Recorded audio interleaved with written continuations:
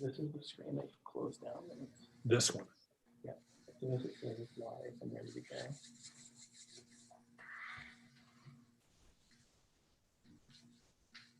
Okay, No, close. just close it. Yep. As long as we stay live over there. Good. Let me go check it on my end. I'll text you. Okay.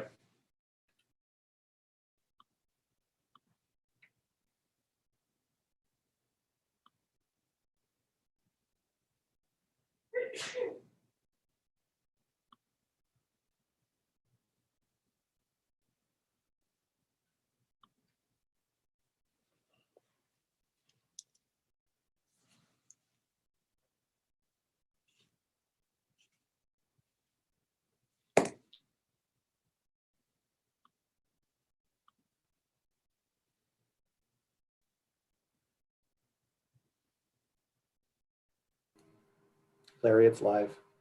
Okay.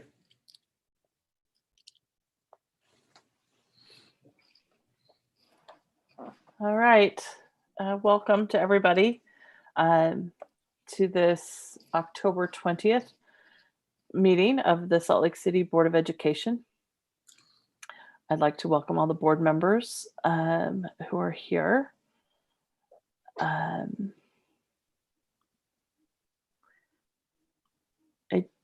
I don't yet see Sam Hansen, and I don't want to start without him. So I hope everybody's doing well. Thank you to all the district employees who are here, and we appreciate all the work that you're doing. I don't know who this person And there's Dottie. Welcome to Dottie. Thank you.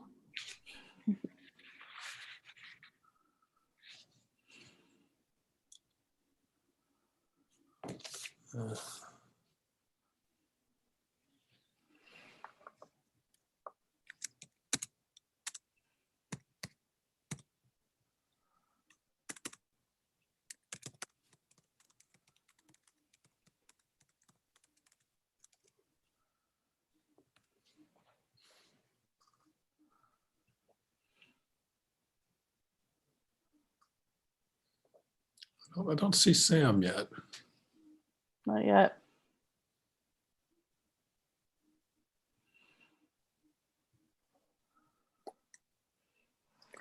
Do you want to resend him the link? I can do that.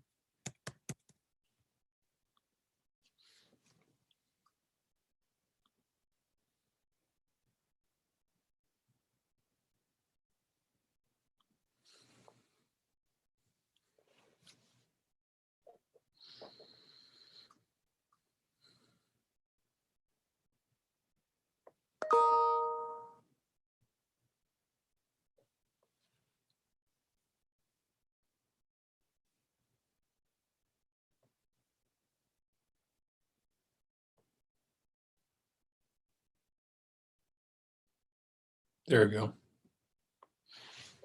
Okay.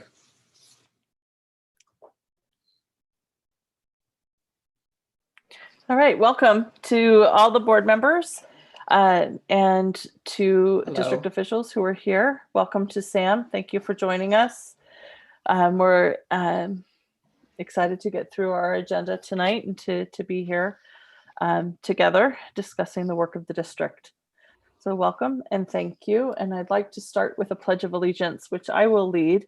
So if you will all please join me in saying the Pledge of Allegiance and stand and repeat after me. I pledge allegiance to the flag of the United States of America and to the republic for which it stands, one nation, under God, indivisible, with liberty and justice for all.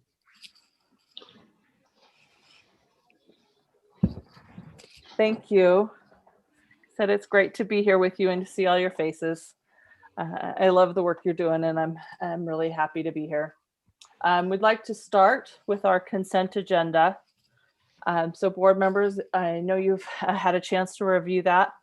I'd be happy to take a motion to approve our consent agenda. I move that we accept the consent agenda consisting of, hang on a second, the purchasing and accounting reports and the positive behavior plans. Thank you, Sam. Do I have a second to that motion?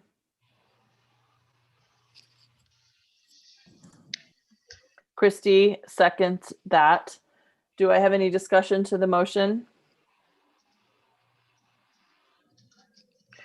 Okay, seeing none, I will take a vote on the consent agenda, starting with you, Michelle. Michelle Tuitpo, yes. Mike Denalka, yes. Catherine Kennedy, yes. Nate Salazar, yes. Samuel Hansen, yes. All right, Melissa Ford, yes. Christy Sweat, yes. I want to thank our school community councils, our schools, and Emily Sutherland for those positive behavior plans. Thank you for that. Now we will move to a fun part of our agenda. I'm really looking forward to this. This is quite an honor. We have two recognitions tonight for the Utah Teacher of the Year and the Salt Lake City flag design. And I'm going to let our superintendent lead this recognition. And what I'm going to do is I'm going to immediately turn it over to the Maggie Cummings. And Maggie is the principal at Meadowlark Elementary, and I'm going to have her introduce the Utah Teacher of the Year. Thank you so much for having me, but mostly thank you for having John and recognizing the honor it is to have John serve in our school district. John Arthur has been with Meadowlark. This is his 8th year. He is deeply loved by his current and former students and very, very respected by the educators in our building as well as around the state. He graduated from Westminster College, and his first true love is his family. And I do want to recognize his incredibly supportive wife, Stacy, and his 2 daughters, Ione and Valentine. John will say that his family grows every year with each new class, and it really, really shows. I can tell you a lot of things about him, most of the things that have been written, but I'd like to take just a little moment to tell you about something before I came to the district, officially with the district. I was hired as some of you may know, in May, and around May 19th or so, I was super excited about getting the appointment to Meadowlark, and I drove over to Meadowlark. It was about 3:30, 4 o'clock in the afternoon. I'm being attacked by cats. 3:30 or 4 o'clock in the afternoon, and there were 2 boys waiting outside the door, and the 2 boys were kind of looking through the window and trying to get in. And I walked over, and I too wanted to get in, and they asked me if I had a key, and I said no. And I said, "What are you doing here?" And he said, "We're waiting for Mr. Arthur. He's going to help us with our math." These are his former students. John takes care of his students not only while they're there with him during the year, but for years after. His first 6th grade class is going to graduate this year.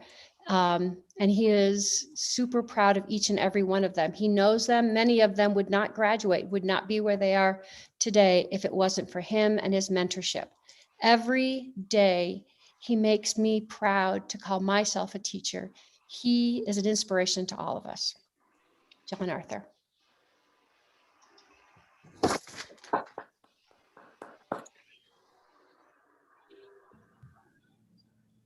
Am I supposed to unmute myself now? You can unmute yourself, and if you want to say a few words, John, that'd Yeah, be no, this is like the cruelest, most embarrassing thing in the world to do to a person. Like, hey, let's put you up in front of everybody and then say the most beautiful, warm things about you, bring you to the verge of tears, and then say, unmute, your turn.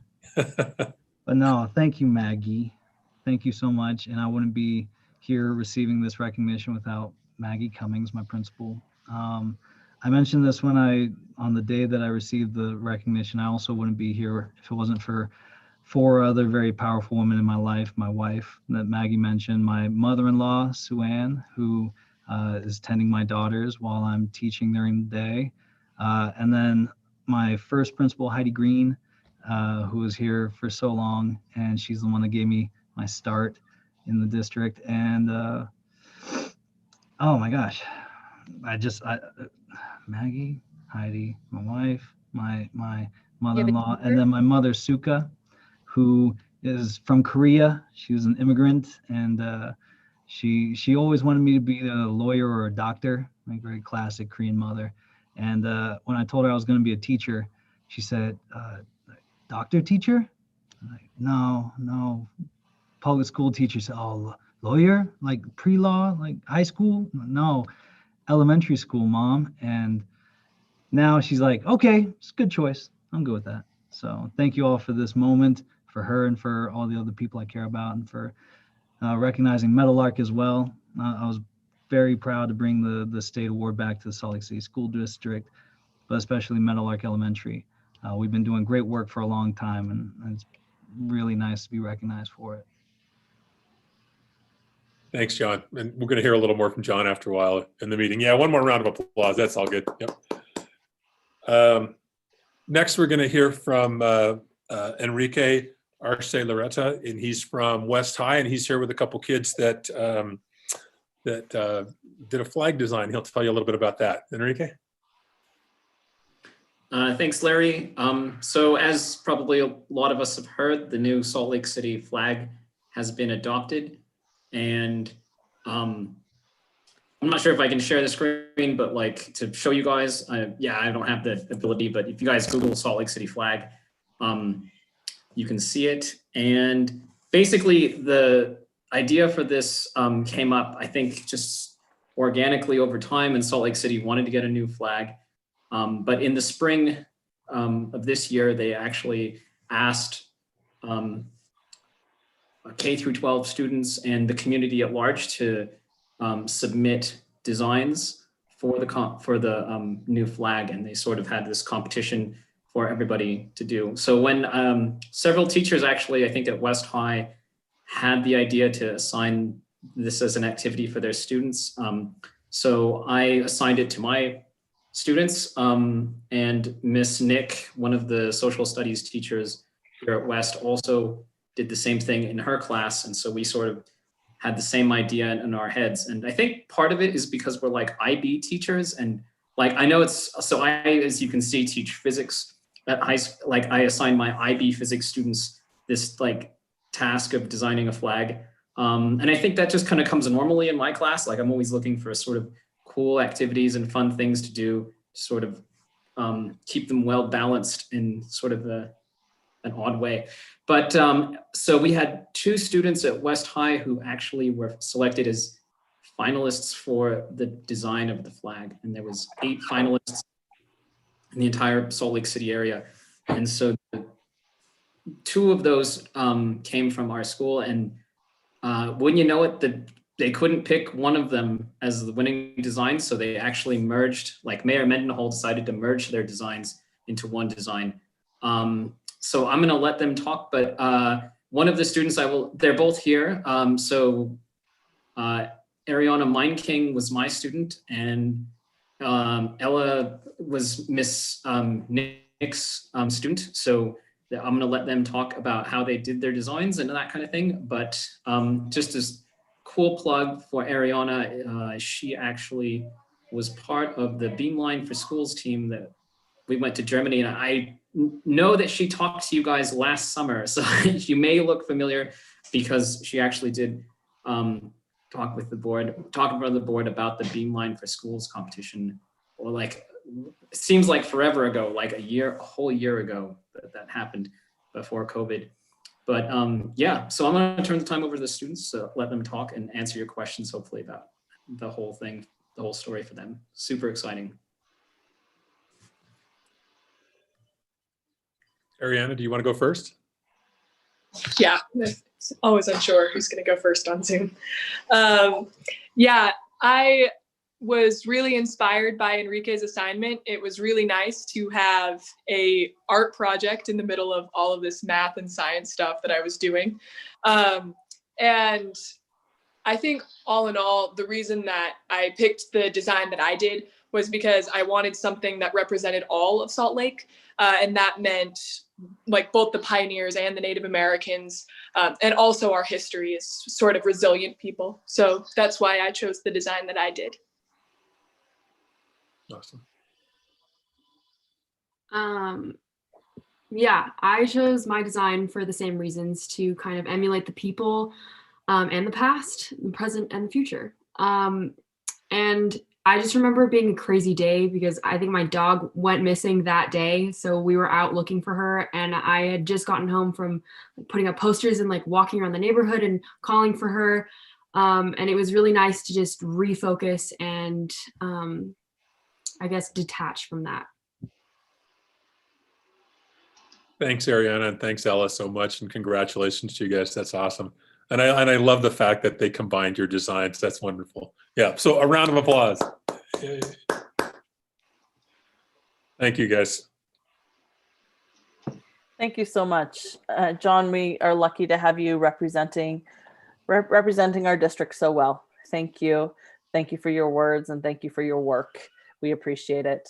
And to Ariana and Ella, thank you for representing us well. You are why we are here, and why we want to do what we want to do is for you, and to see you succeed is such a thrill to me. So thank you for being here, and we're excited to see the flag fly and represent Salt Lake. So thank you for being here. I also know you guys are welcome to stay. You're welcome to go.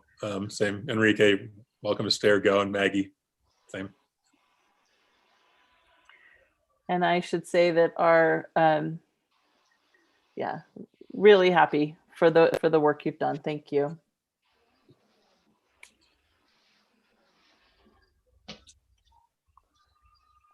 All right. We have now our request to speak, and we are proceeding like we did last week. We have people waiting in the waiting room. They'll be admitted to the room to speak for up to 3 minutes in the order that they entered the waiting room.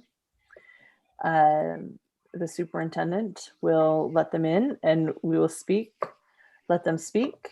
We will go through as many as we can in the time that we have allotted, which is 15 minutes. And if they are willing to speak for less than 3 minutes, we can maybe get through more.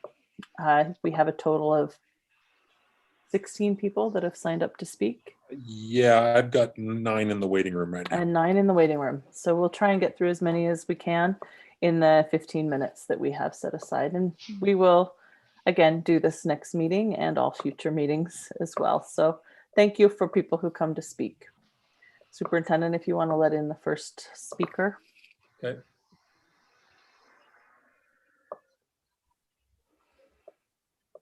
The first speaker is Kelly Lear.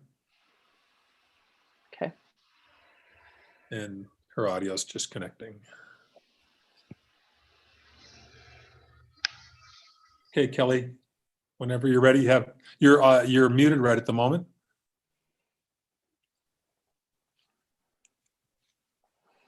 Sorry about that. Thank you There so you much. go. Hey, thank you for your time. I'm a mother of 4 school-age children in our district, 3 of whom are elementary age. And while remote learning might work for some students and should therefore remain an option, but despite educators' best efforts, it's just not working for most. And the data is showing that. And the board and the district have said they want to make data-driven decisions. So I wanted to share some data. Granite School District, which is comparable to this district, has 60 elementary schools. And during the last 2-week period, which is during a time of increased statewide numbers, out of the 32,000 elementary students, only 0.25% of elementary students tested positive. That's not hospitalizations or anything else, that's just testing positive. Adjacent districts are safely operating over 140 elementary schools, with only 1 elementary school in the entire state needing to take a 2-week pause from in-person learning. Let's please begin by opening elementary schools for our students. Data shows that elementary age children are less likely than adults to become affected, develop severe cases, or spread the virus to family members or adults. And it's the same young students that are struggling the most with online learning. I know, I see it in my house every day. What does it say when the state's epidemiologist, the expert on the pandemic, has her 2 children attending not online, but in person in a Salt Lake City school. Now, she's the expert on this virus and determined it's safe for her child. Now, that does not mean that one person's decision proves that in-person learning is safe. But what it does highlight for me is that the person best equipped to make a decision for safety and for the education of their child is the parent, not the school board. The board's task is to educate, not make health policy. I urge you to open our elementary schools for in-person learning as soon as possible. The time to deliberate is past, and it seems that what happens between the board and superintendent is a game of hot potato, passing the responsibility and making decisions back and forth with no one wanting to lead, take action, just wanting to continue to wait and see. I've heard repeatedly in these meetings that the goal is to return to in-person learning. However, it seems that the focus might actually be toward a different goal of investing more and more on the online model, hoping it will succeed. This is a textbook example of sunk cost fallacy. Despite all the evidence that the current plan is not working for many students, especially our at-risk students, the board and district continue to justify its investment in the current plan, hoping to make a failed system work, picking small signs of success and ignoring the glaring signs of failure. I urge you to vote as soon as possible to take the first steps and open our elementary schools for in-person learning, not just in limited numbers. The district's mission statement says that in collaboration with families and communities, you'll provide an environment which every student can learn the academic, problem solving, and social skills required for success in college, career, and life. I hope you'll do this by starting to open elementary schools. Thank you. Thanks, Kelly.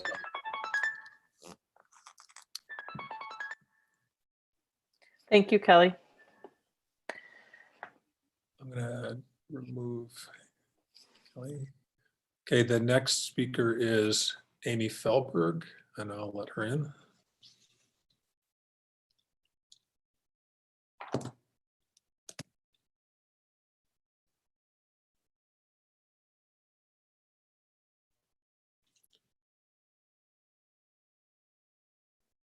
Hi, Amy.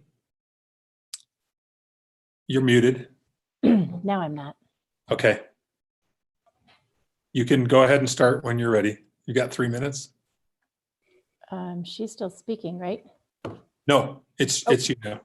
Okay, great. Good evening. Thank you for your service and the time that you dedicate to the Salt Lake School District. I apologize that my video is not on. While the news story released last night was disheartening, I would like to ask that we remember that these are difficult times and none of us are at our best right now. I encourage you to do exactly what we would ask our students to do.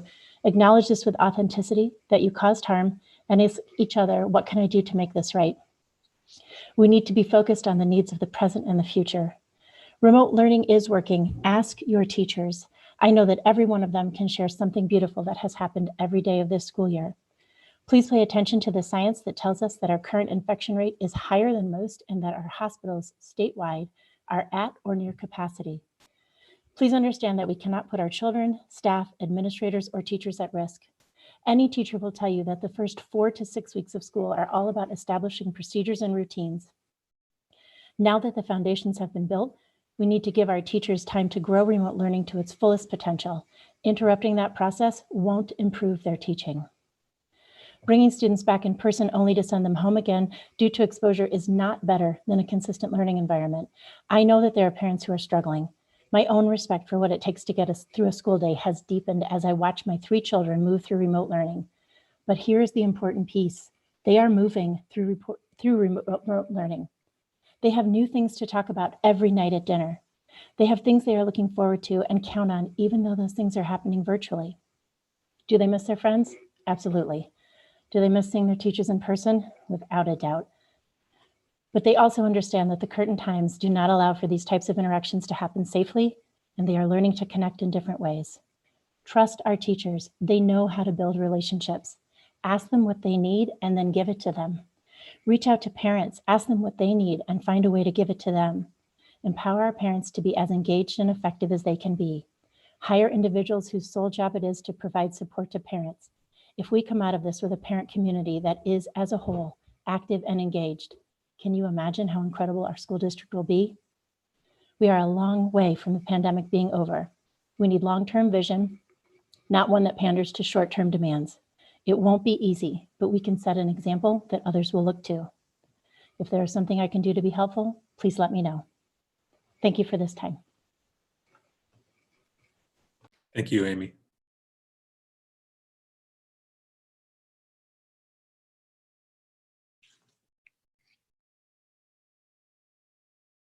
Okay, the next speaker is Molly Pierce.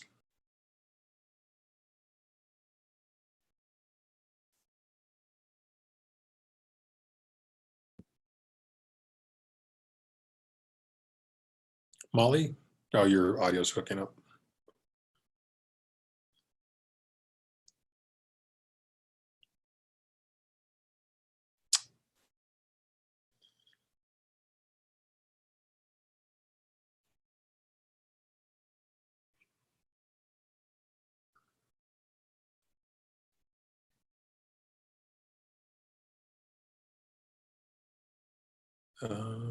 Seems like we're having some audio trouble there. Can you hear us? There we go. Okay, Molly, you're muted now. Okay. Thank you. You can go ahead and start. Thank you. Good evening. My name is Molly Pierce. I have 6 children and live in the district. I'm here to ask, like so many others, for a choice this year in our kids' education. I'm not here to take away a parent's right to keep their kids home or a teacher's right to stay remote when health factors make COVID more dangerous for them. I'm asking that we do like every other district in our state and give families a choice. This requires vision and leadership to create and implement a good plan. Unfortunately, we have not seen that from this board. Instead, we've seen division, dysfunction, manipulation, and political motivations that create pawns of our students. It is clear from the news reports yesterday and today that the dysfunction and immaturity of board members has created a place where board members have been unwilling to listen or create a plan with the goal they have repeatedly stated of getting our kids safely back to school.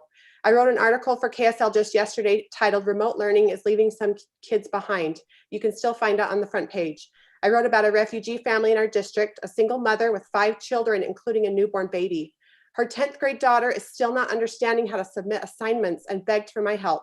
She's trying to help her mom with her new baby, keep her younger siblings engaged in school, all while trying to understand her own assignments and Zoom discussions with limited English. The first grader logs on in the mornings and then immediately goes out to play. Why these kids are not allowed in the buildings as a part of your vulnerable groups is baffling to me. I know you are offering some social services to help these families, but it feels like a checkbox system where you think because you offer it, your job is done. Several families I know have not received any meals offered at schools. They said transportation isn't provided and there's not enough time for them to walk and get back for class. This is also concerning for when the weather turns cold. These same families did not receive your survey and are not being heard. For a low-income family, schools are essential and a social institution. Some are to find safety, shelter, mentoring, food, supervision, internet access, social support, and the greatest equalizer of all, education. Losing these resources is destabilizing and traumatic. Over the summer, I created a petition titled "Reopen Salt Lake City Schools." It was supported by almost 1,500 signatures from all coordinates of the district wanting a choice in how their kids were educated this year. This is very different from the West Side petition to keep schools closed that was divisive in its name and intent in an already divided district. Last night's news report, we now know that school board members helped out with this West Side petition to further their own agendas and in so doing create a more divisive in our district. I cannot imagine myself reaching out to a board member and asking for her help in creating a petition to push my views. It would be unethical and wrong for her to involve herself in that way. Your job as a board member is to represent all of your constituents, not to look for constituents who you agree with and campaign with them to further your own views. I am disgusted at these actions. In light of the most recent news coverage, it seems like many on our board are ill-equipped and possibly breaching ethical codes and board policies. I ask for those who are in violation of these terms respectfully resign. We need board members who show leadership and are respectful to colleagues, principals, parents, teachers, and students. Lastly, I'm asking for a better plan, one that serves both remote and in-classroom options in an effective way. Thank you. Thanks, Molly.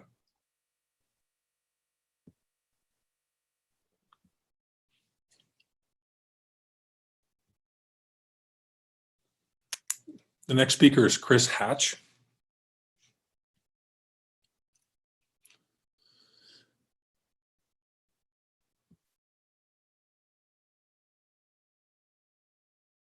Chris, can you hear us?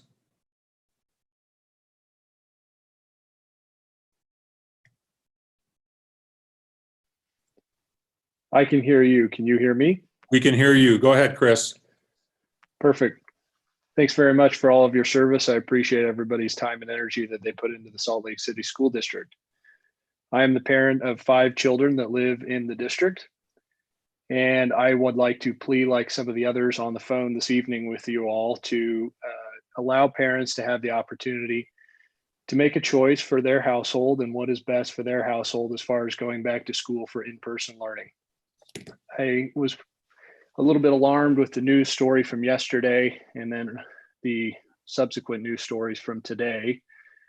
I am a private business owner with a business located in Salt Lake City, and I thought that the behaviors were a little bit disappointing. It was something that I wouldn't have tolerated in my office, nor would my customers tolerate with me. And I thought that it was important for us that we ought to look inwards here, and we ought to take our opportunity to decide how we can best serve these kids moving forward. So I think that this is a critical point and a critical moment for the board. And I think that you can basically decide to pivot and try to get your own personal agenda items out of the way and start to look at what could be best for the actual students that you're there and constituents that you're there to represent. So I would like to leave that with my pleading that the board would consider the opportunity for parents to be able to allow for their children to go back to school if they so choose.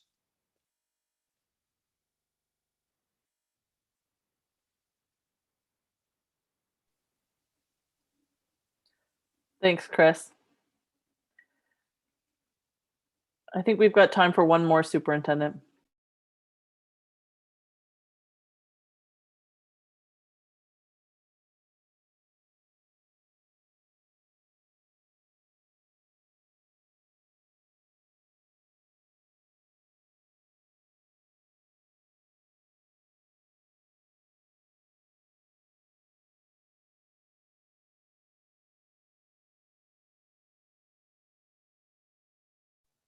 Hi, Paulie, can you hear us? Yes. There you go. Okay. Yep. Okay, go ahead. You can start. Good evening. I attended a school community council meeting this morning where the principal reported an average of 98% attendance. That is better than the district average attendance during normal circumstances, and pretty amazing evidence that teachers and parents are working together to help students succeed in their learning during this pandemic. The district survey showed that families are getting the technology they need, and the majority support online learning during these unsafe conditions. The parents at the meeting this morning expressed their support for the school district decision to maintain online learning for as long as the health conditions dictate that it is the safest alternative. I am here to ask that this board continue to make decisions based on what will save the most lives. We all agree that we wish we did not need to wear masks. We wish that teaching and learning could take place in person. That cannot happen without sacrificing the lives of our fellow human beings. The state chief medical examiner has stated that the nearly 500 deaths due to COVID-19 in this state were preventable. I am asking the board to tune out the personal attacks and very hostile criticism and focus on the best medical advice from the World Health Organization, the CDC, and our state immunology expert, Dr. Dunn. Let's continue to work together and share ideas about the best teaching practices and family support efforts that are working at schools. I'm a teacher in this district. I have every child in the school in my classes twice a week. I have been in a position to observe that students are becoming proficient in learning in the online environment. I see that relationships are being built. Kindergartners are texting "I love you" to their teachers in the Zoom chat. Students are participating in class discussions. When I compare my entry tickets to my exit tickets, it shows me that students are learning the core curriculum that I'm trying to teach them. It is extremely difficult. Teachers are profoundly exhausted after every day, even the best days. Parents are too. But if by sharing our best solutions, if by working through the exhaustion, by getting up and doing our best the next day again and addressing problems as they arise, if those efforts will save lives, how can we not be all for saving lives? The infection numbers in our city are too high for safe in-person learning. Thank you for putting human lives first. Thanks, Paulie.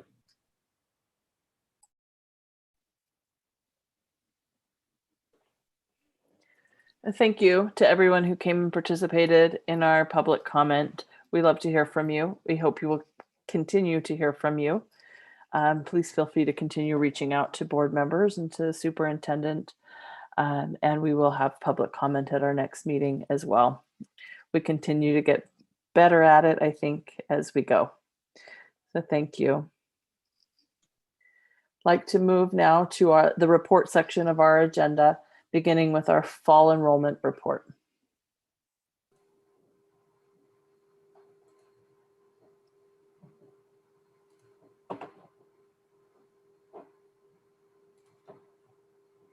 Okay, thank you, members of the Board of Education, Superintendent. Glad to be here. This is the presentation I think everybody's been asking me about for weeks about what our enrollment is. The attachment, the exhibit is attached to the board agenda, which has all of the detailed data of our fall enrollment. However, I put together a summary of some of the points of our fall enrollment.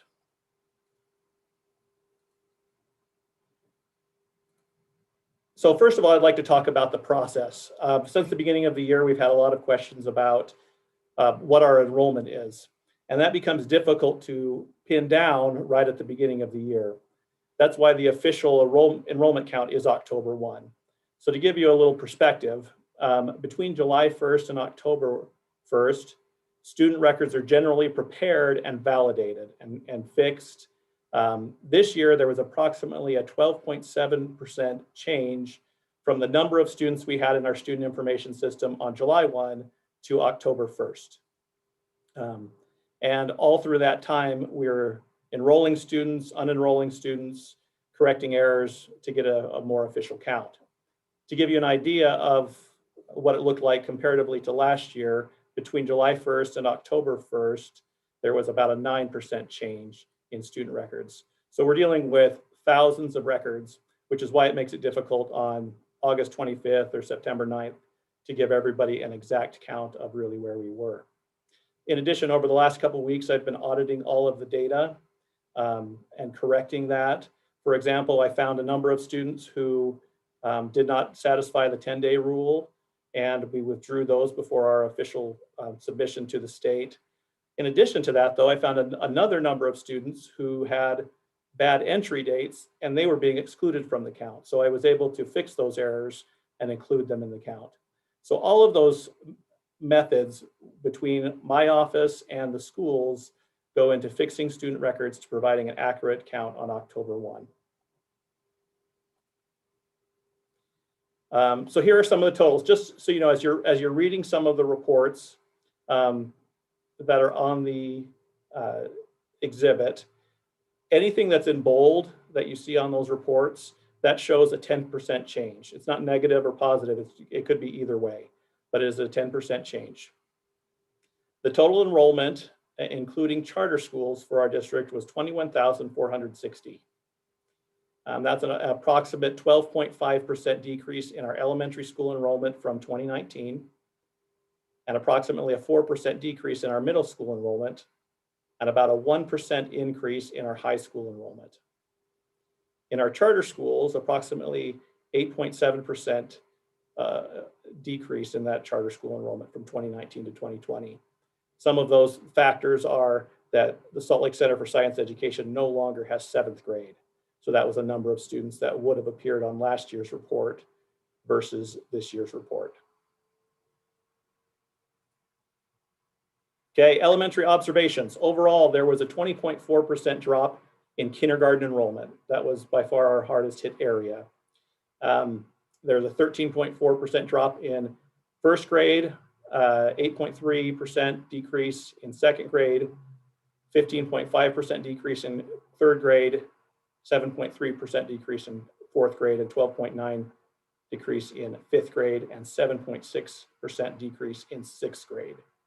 That grade 6 number does not include students who are attending Glendale Middle School in the 6th grade. Those will be included in our middle school observations.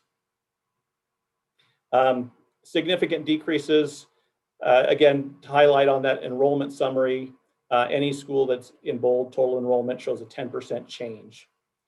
But the schools with a significant decrease are Indian Hills with 25.4% decrease, Parkview with 23.2, Beacon Heights with 23.1, Franklin Elementary with 18.3, Emlyn Benyon with 17.6, Nibley Park at 17.1. And all others ranged all the way down from 16% to 2% decrease. There were no increases at the elementary level this year. Middle school observations, there was about a 4% decrease in enrollment overall, with 3.3% decrease in 6th grade, 4% in grade 7, and a 3% decrease in grade 8.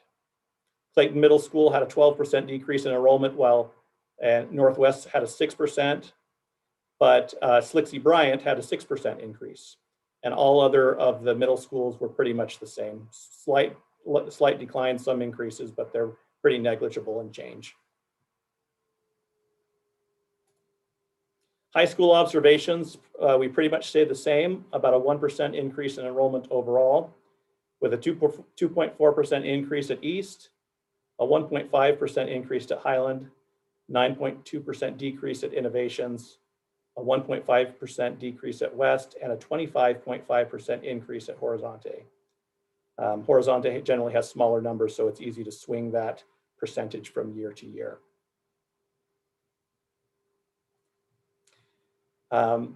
Charter school observations, overall, we had a 3.5% decrease at Open Classroom, a 5.2% decrease at Salt Lake Center for Science Education.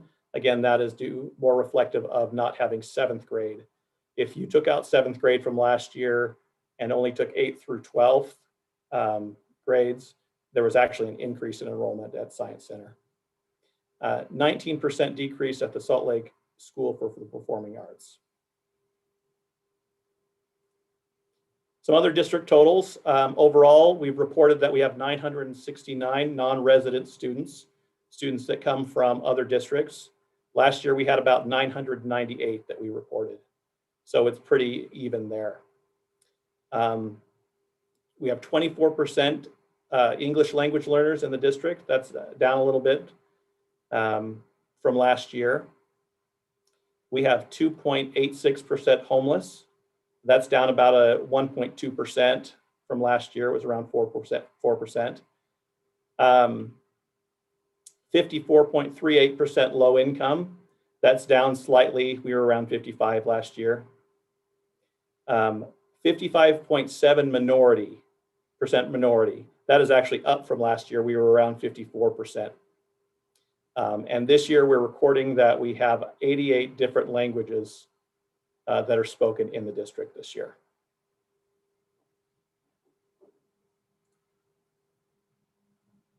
All right, that's the end of my observations. Just a reminder that, again, this data is just a report of the numbers as they sit. We don't make any inferences as to why the numbers fell or what those things are. This is a springboard for us to ask those questions, but we haven't done any testing up to this point. Right now, it's a simple report of what our enrollment stands as. All right, do I have questions or comments from board members?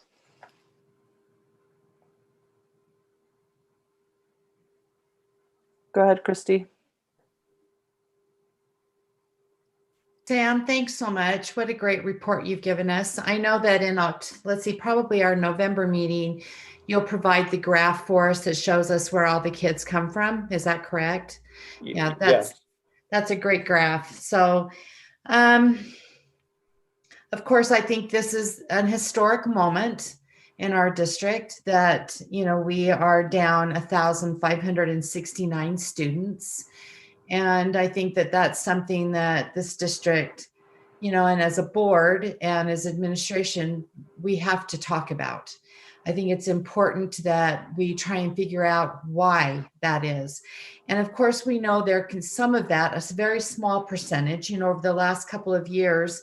You know, last year we saw a decrease of about 381, the year before 492. So we can attribute a small part of that 1,500 to the enrollment trend that we've been seeing over the last couple of years, but not at this magnitude. And so the information that you've provided us, Sam, has been so helpful to look at where those hotspots are, you know, and to me, it was quite shocking to see, especially in my precinct, in precinct 7, which is the most southern end of our district. I have never seen in 30 years a drop in enrollment in my elementaries the way that they have dropped this year. And so I think that it's important that we talk about that as a board, you know, and talk about what does that look like, and what does that mean for the future? Because right now, if you just base the 1,500, that equates to 55 teachers.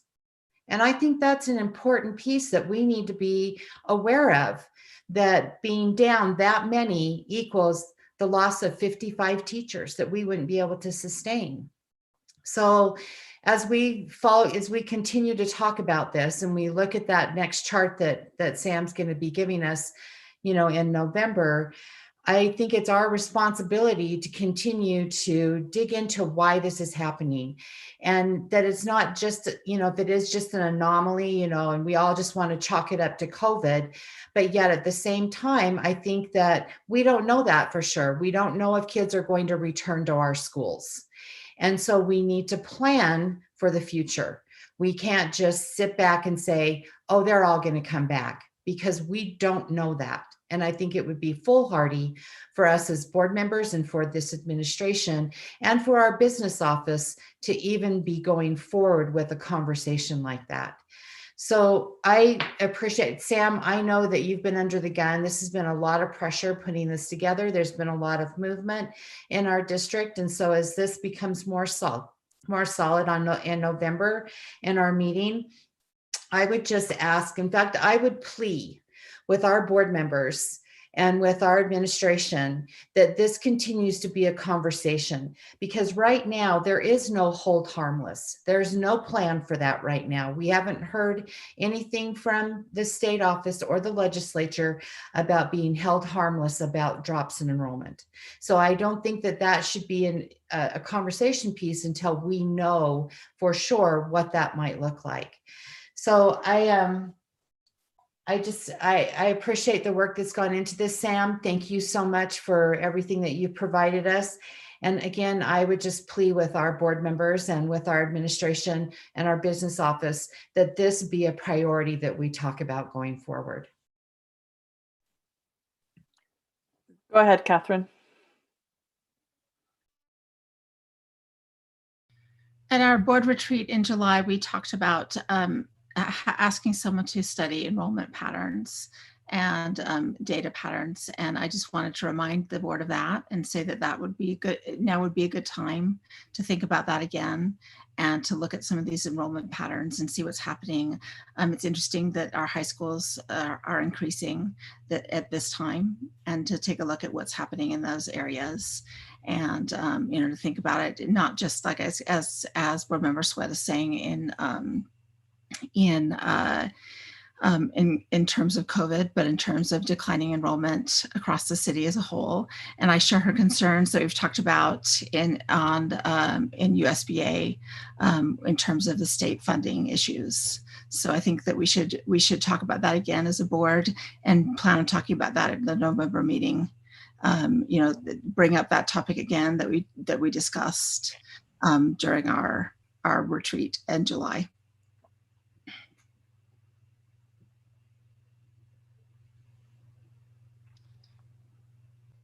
Go ahead, Sam. I agree with both of you, Christy and Catherine. I think we need to talk about this more, and we need to be frank and honest about it, and frank and honest about the pitfalls that we might face if we aren't. But I do think it's important also to point out that, well, I have two things to say. So I think we should be actively engaged in asking to be held harmless, because this is happening to us in a big way, and part of it may be our approach.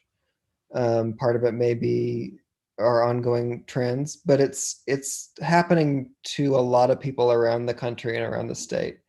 I read in the news, I think it was on NPR, they said 20 states are down in enrollment, in K-12 enrollment across the United States significantly. And actually at the state board meeting, I don't know if these are final October 1 numbers for these districts, but their informal report had us down and even further down in terms of absolute numbers of students. I don't know where it sits proportion to the size, but Granite, Davis, and Provo had all lost more actual students than we had. So I think everybody's going to be in trouble if we're not held harmless in some way. So it doesn't hurt us to start asking for that now.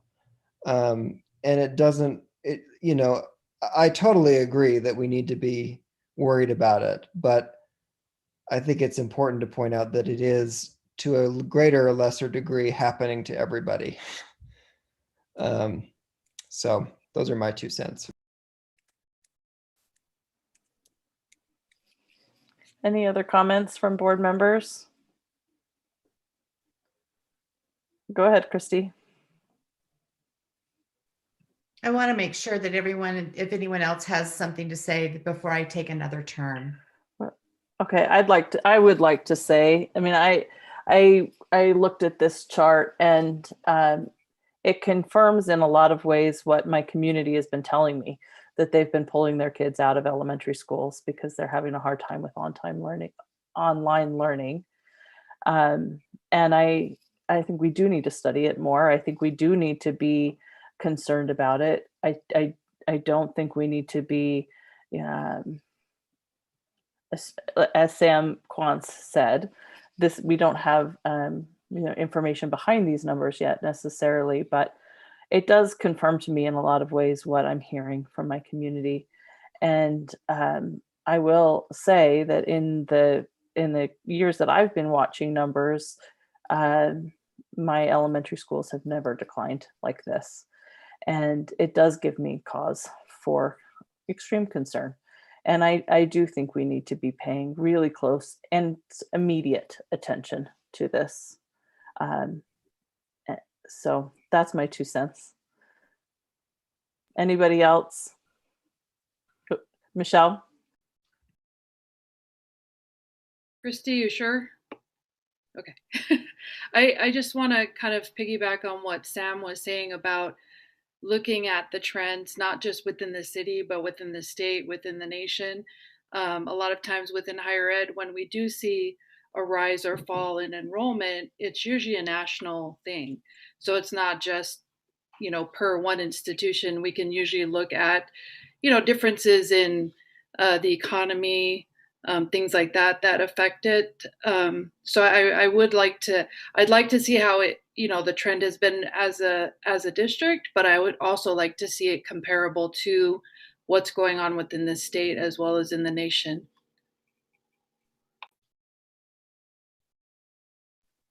Thanks, Michelle. Go ahead, Christy. Thanks. I mean, great comments tonight. I think that, when we had our demographic study done a couple of years ago, we knew that, they had told us that we'd see that bubble, rise up into the high schools. So that wasn't really a surprise to me. And I think that the trends that we've been watching is because of the Davis demographics that we've had. We've had pretty healthy conversations knowing that the trend in the city has to do with socioeconomic, outpricing families with homes and rentals. So I think that absolutely, Michelle, that we need to always be paying attention to the trends, of what's happening. But we also know that within the capital city, where our district is, that the Davis demographics was a really great study for us. And I agree with what Catherine said, that we need to continue to be looking at our enrollment patterns. One of the things I want to just say in closing is that the hold harmless for me is not about being held harmless this year. For me, what I want us to do, and what I would, again, plead for our board members and our business office for us to talk about, is that we're always funded on the year before. And so if we don't pay attention to these and if we don't plan, we'll get caught in a 2-year trap.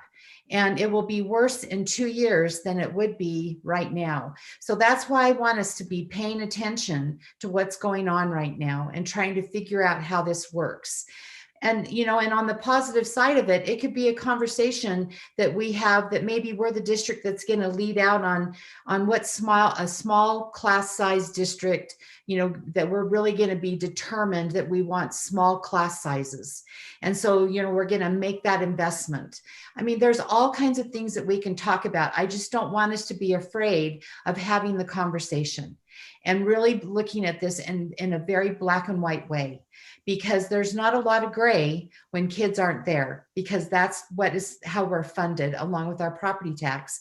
And if we're not careful, then we're going to continue to be a target with the legislature around equalization. And that's not something that we don't know about, because we do know about that. So again, you know, I appreciate the conversation, and let's please keep it going.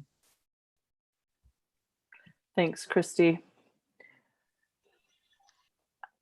Any other board member? Oh, go ahead, Mike. Yeah, I don't like to throw negative things in it, you know, but 2 of my elementary schools were both down. And I think some of the parents in my area just gave up. I don't think they even, you know, I just don't think they have a desire to send their children to our schools because of the problems that they were having. And that's bad for my area, because, you know, we have the minorities on the west side, and they're struggling quite a bit. And there's minorities all over. I'm sure everybody else knows that too. But it just seems that my 2 areas, you know, as I see the children running around, they're not in school. They're just running around the neighborhood.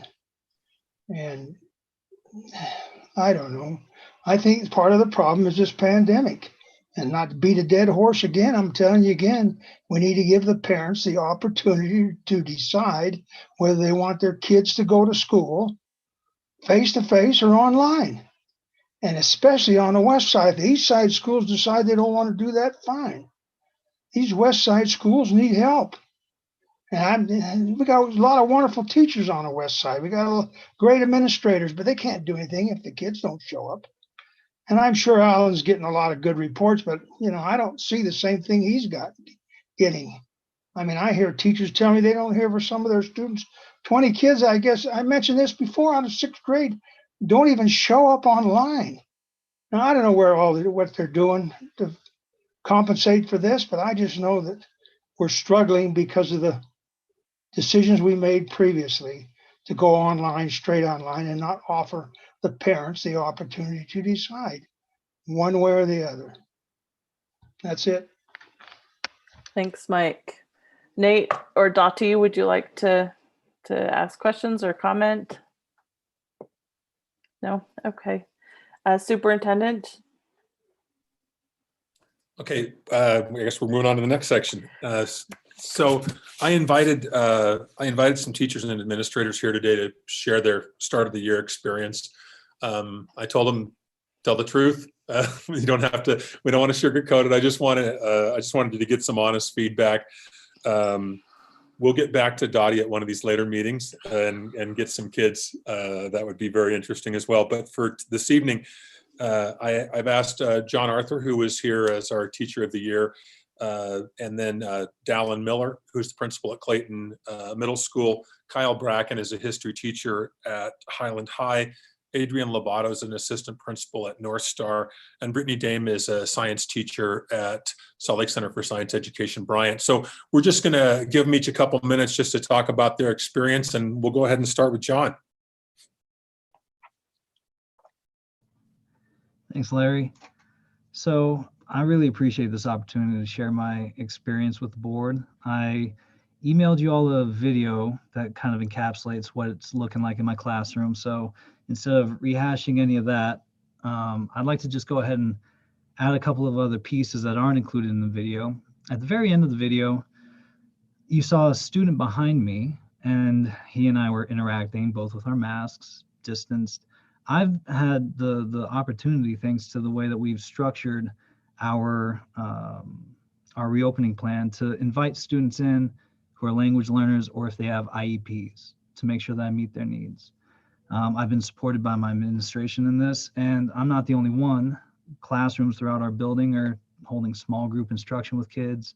We are identifying the kids who have the needs that need to be met in person, and then meeting those needs. We're doing what we've always done as teachers. And because of the way that we've structured our days, it's been, frankly, pretty great. I don't want to speak for all teachers, and I don't want to make it sound like it's better than it is. But if we're talking about the effectiveness of our online instruction, my kids are learning, they're meeting their targets. The kids who need the most help are getting it. My attendance has never been better, because even, a kid who might try and get their parent to let them stay home, they still end up in the Zoom room. I feel very close and connected to my kids, which is a beautiful thing in an online environment. I've spent more time making house calls and talking to parents on the phone, sending messages and emails in the last 7 months than I have in 7 years. And I'll tell you, I can only speak again for my classroom, my school, my community. We're talking our faculty meeting today. Our families are satisfied. The majority of them, responding to a survey from our school, said that they are satisfied, either moderately up to extremely, with the online experience that they're having with our kids. And we talked, I love listening to those public comments. And this is the last thing I want to say. There's a lot of valid concerns out there and a lot of love for children. And everybody who spoke, that was their driving force, just a love for their kids and a desire to provide them with the best educational opportunity. That's why I personally am still pushing for us to remain online until the numbers come down. Part of that also is because I've been at Meadowlark my entire career. This is my 8th year here. This is my family. These kids are my community, and their families are as well. And as a shining tower within our community, that's what our school is, I fear for what will happen to our zip code, to our neighbors and friends, if we reopen the school to all kids. Right now, we're bringing in the kids who have the highest needs. We're meeting those needs. And as soon as we open those floodgates, I do personally fear, as someone who lives with his 66-year-old mother-in-law, what the consequences are going to be. And as stewards of not only our kids, but our families and our community, I do feel proud of the work that Salt Lake City School District has already done. And I love to see that same mindset going forward. So thank you. Thank you, John. And congratulations again. Thank you. Dallin, we'll go teacher, administrator, teacher, administrator, teacher. Sweet. Thank you for inviting me, Larry. I've interacted, I think, with probably 18 of the 20 people here on my screen. I'm here today as a representative from SLCSD, principal of Clayton, a friend of many of the people who have spoken tonight, part of the community, part of Backman, part of Glendale, part of West. So I've talked to a lot of people over the past 6 to 8 weeks, or excuse me, months.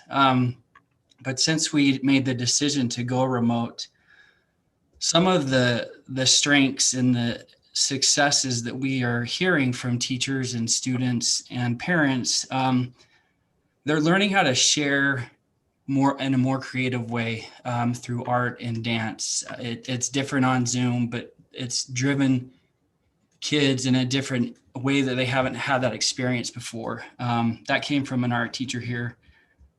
The way that students are being engaged in Zoom classes is very different, but it's happening. We spent a lot of the time and energy learning Kagan structures and strategies over the summer. We're going to send some more teachers there in a few weeks, and that has been a redeeming quality of our Zoom classes over the last 5 or 6 weeks. Many schools are using something they call it advisory, or we call it homeroom, where we spend 15 to 20 minutes a couple times a week just having a mindfulness moment, social emotional lessons, and the teachers we do it here in first period. They have an extended period of time with their kids. And all of our teachers are saying how much more connected they are to those kids. John already mentioned home visits and phone calls. Our teachers have not had an opportunity like this in the past to connect as much as they have. The outreach is unbelievable. I get feedback from parents and students many times a day. So do the teachers. And we've adapted because of that feedback, and we're better teachers just in the since we've started. We appreciate the feedback, and it's very helpful. Another success that we've had is today things are slowing down a little bit in my role, so I'm actually able to get into classrooms over the past 3 or 4 days. And I got into a math class of 8th graders, and it was a collaborative classroom. And they broke out into a separate room with the resource teacher. She had about 8 or 9 kids. And if any of you have been in a classroom in a small group, there's the teacher, there's a small group of kids, and the interactions that they were having together, they're laughing, they're working, they're learning, asking questions, 100% engaged. Those are the good things. The areas of growth over the past month and a half is we need to figure out how to minimize the amount of time teachers are working. It's 10 to 12 hours a day. They're taking vacations and still working on that road trip. One other thing is that I often have conversations with teachers about the anxiety they have that they're not meeting all the needs of their students, and that has been a struggle. The thing that worries me is the 2 to 3% of students that we can't get a hold of. We've done home visits, we've done calls, we know where they are, we just can't get a hold of them. But that would happen if we were in school anyway. So that's typical of a school year. And the last piece of that is this is new for everyone.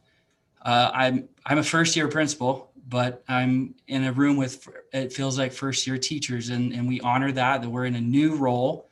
Everyone's on an equal playing field, and what we did last year in person is not what we're doing this year. And we're all learning, and we're learning at a fast rate. I work at Clayton. The Clayton teachers, some of the best in the state, they can do it. We are doing it. And that goes for the same schools I've been around, Backman, West, Glendale, Uinta, Emerson. I can keep going, but that's my transparent experience so far. Thanks, Dallin. Kyle, I'm going to kick it over to Kyle Bracken. Great. Let me just start by thanking everybody for the process. I'm telling you, this is amazing to have this open forum, have a superintendent that supports discussion. Superintendent Madden told me when he asked, he said, please I don't have any agenda. You just say what's going on, we want to hear.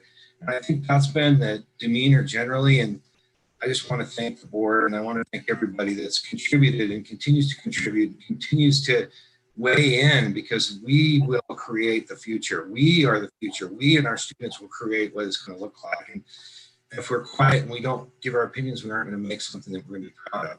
So let me give you some just personal things for me, and then a couple of teachers I wanted to mention. At the very beginning of the year, I watched one of my good friends, a physics teacher, put together little physics bags for all of his students, and he sat up in the parking lot with a mask on. And they came by and got these bags of physics stuff out of the back of his truck.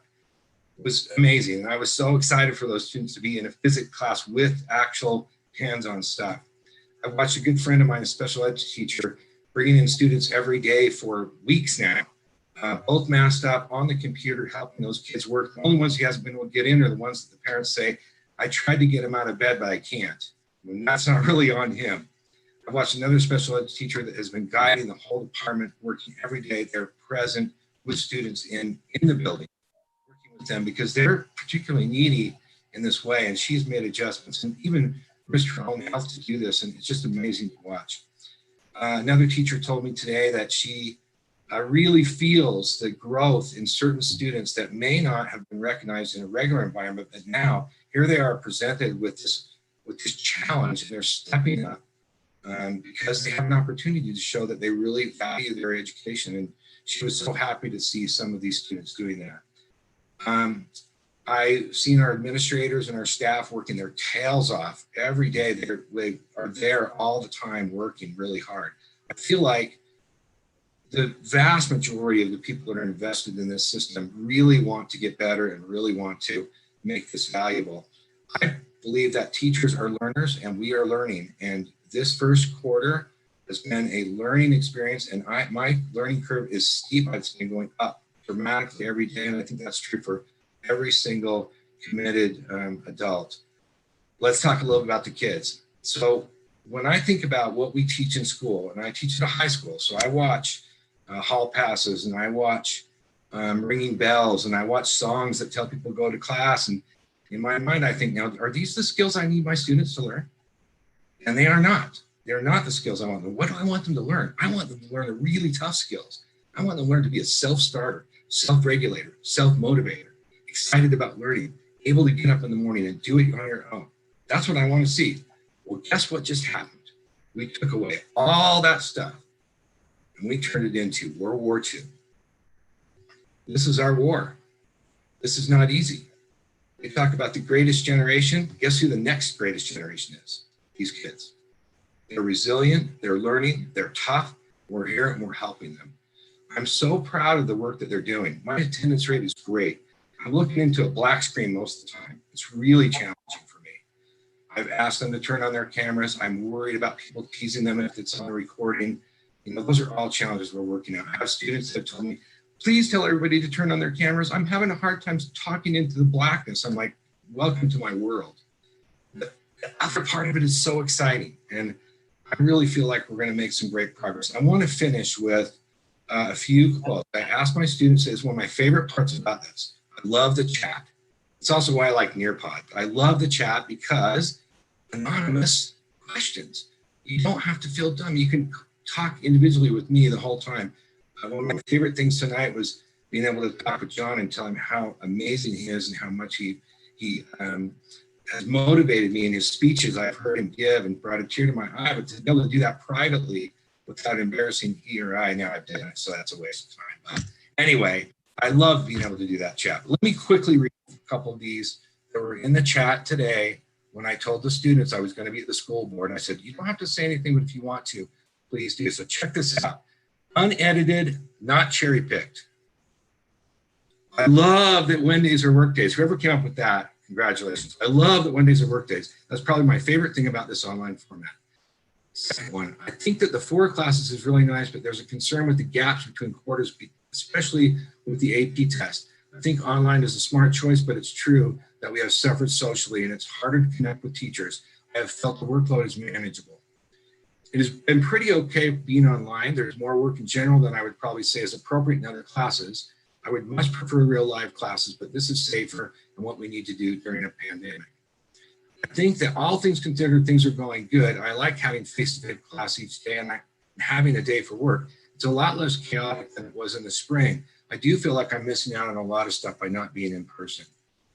I think online school has been okay, not great, not awful. I like seeing each class every day, but the AB day separation is really stressful when thinking about the AP test at the end of the year. That's the only part of online school that I actively despise. It has been smooth for me with online school, but I do wish that we could be in person. This class seems like it would be really fun in person. I don't know if that's a backhand compliment or what. I miss being able to see my friends and learn with people, but all in all, it's been manageable work-wise with the organization. Being online has been super hard to focus. I get bored and distracted all the time. One of my teachers has to sit in a Zoom and just assigns us assignments on it. Other than that, it's been good. I do feel like I'm not getting as much out of school because it's hard to be on Zoom. But also with the rise in case numbers, does make me scared, and I do feel like I'm getting better at using the technology. Next one. Also for the school meeting, I hope they know that staring at my computer on Zoom for 7 hours is a little much. I'd like to hear that they're also criticizing screen time. And lastly, I think it would be great if you talked about how human connection and socializing with peers has really suffered during this time. I don't necessarily have a solution, but just emphasizing that it's a very real thing that has been really hard for a lot of people would be great. It seems like a lot of students are really lonely right now, and I don't know how that aspect of the situation has been approached yet in the school board meetings. Well, there we are. And my response to each of these students today was, I feel it, I'm with you, and I'm telling you what, if you're worried about students not learning, don't worry. They're learning. They might just not be learning what you thought they were going to learn, but they're learning resilience, toughness, and how to deal with the world when the carpet gets yanked up from underneath you. And that's all I have to say. Thanks, Kyle. You bet. Adrian?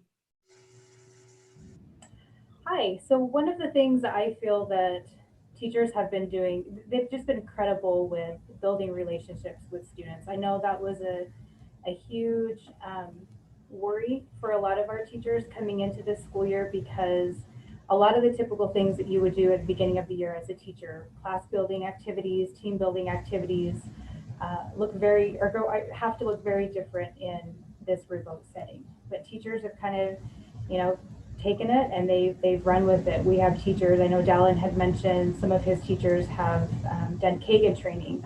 Here at North Star, we have lots of teachers that have also done Kagan training and have adapted a lot of those structures and strategies to meet the needs of their students in the distance learning setting. I've been really proud of just how hard they're working in connecting with their students. I've heard from multiple teachers in the spring, now, and even now, that they have spent, and I think John, you even mentioned this too, they've spent a lot of time reaching out to families, hours. We're not talking a couple of phone calls a day. We're talking teachers that are spending a large chunk of time beyond their teaching time, reaching out and connecting to families in the best way that they can. And when that's not working, we have some teachers that have reached out to families and they've not had a lot of success, but that's where they've brought it to our attention as administration. I'm working with our counselor and our family collaboration specialist right now in coming up with, a really good way of reaching out to some of the families, and that's that percentage, that small percentage of families that are not connecting online, and we're trying to come up with plans and reaching out to them, because sometimes there's some other services that they need that we don't know about. And when we're connecting with them, we're finding out things like, they've been trying to get internet, and we've been trying, and as a school, we've been trying to supply them with hotspots and whatnot. But there's other things that are happening in our community. Families have lost jobs. They're finding and trying to find ways to keep the lights on, to keep a phone up and running, and keeping food on the table for their families. So there's a lot of other things that are happening, and I think what's been very beneficial for teachers in reaching out to families especially is that they're able to hear more of this conversation. I think parents really trust our teachers and know that they're making some of the best decisions that they can for their students. I've seen a lot of teachers, helping and supporting, and have been hearing conversations about teachers walking their families, the parents through Canvas pages. What does that look like? How do I get there? How do I navigate all of this technology? And they've been a huge support there. They, in addition to getting everything up and running for the school year, teachers have also, they have responsibilities within the building to be part of professional learning communities. These meet on a weekly basis, and in our school, it's for 45 minutes per grade level. These teachers are bringing not only data to discuss, but a large chunk of our time together has been spent on what are some strategies that we're all using as a team to connect with our students. How are we bridging that gap between distance learning and just what we know as the regular school day. We have, let's see here, teachers that are again reaching out to families. I think that's kind of what I want to highlight, is that teachers are doing a ton. And I think Dallin, you also said that worry of yours is kind of that work day and muddying that time. I mean, you really, we saw it a lot in the spring because I think we're all kind of in survival mode and trying to figure out like, what is this distance learning all about? How do I make this work for my community? And I know that, and I've had conversations with teachers about, you know, I don't know when to turn off Teams. I don't know when to turn off my notifications. You know, I'm getting notifications on Saturdays. Am I supposed to reply? Am I supposed to respond? And so a worry of mine is teachers burning out. You know, there's a lot, and teachers, they want to do the best for their students. And, you know, many teachers will work incredible numbers of hours to try to meet the needs of their students and build lessons and, you know, curriculum for their students and putting that online. And that takes a huge, that's a huge amount of time. I think teachers are working harder than ever right now. Planning is huge, and it's a huge undertaking, but then you have the added task of putting this online and making it accessible for students. So I think if I can leave anybody or leave the board with some takeaways and maybe some worries, and I'm sure I'm not the only administrator feeling this, is that I don't want our teachers to burn out. Self-care is huge, and it's very important right now for everybody. And that's what I have to. I could keep talking, but I won't. Thanks, Adrian. Appreciate it. Okay, and then the final person is Brittany Dame.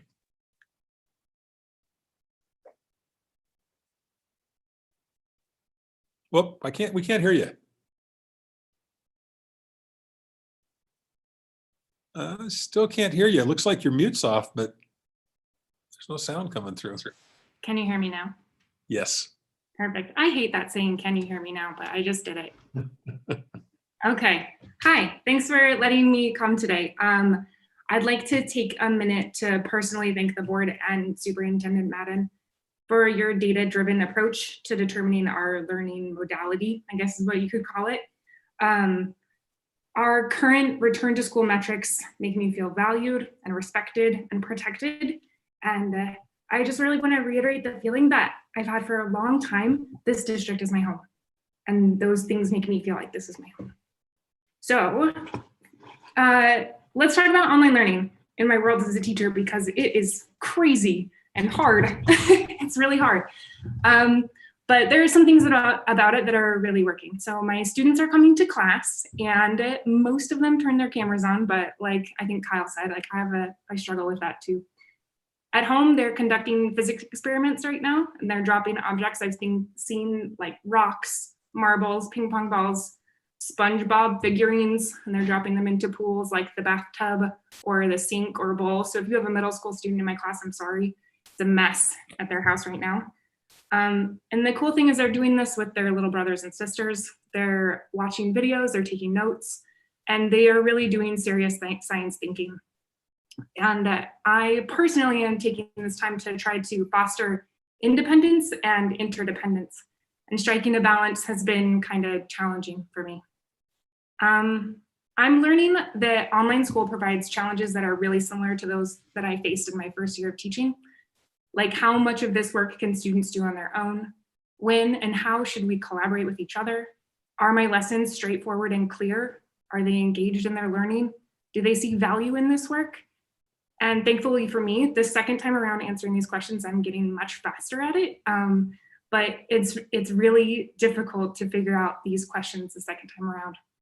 And so I'd like to say that I'm really, really thankful for that Wednesday time to collaborate with my colleagues. And I just want to talk about a few of my colleagues that I really appreciate. I'm lucky to collaborate with Kate Bodie from Clayton Middle School, and she and I work together to create science units.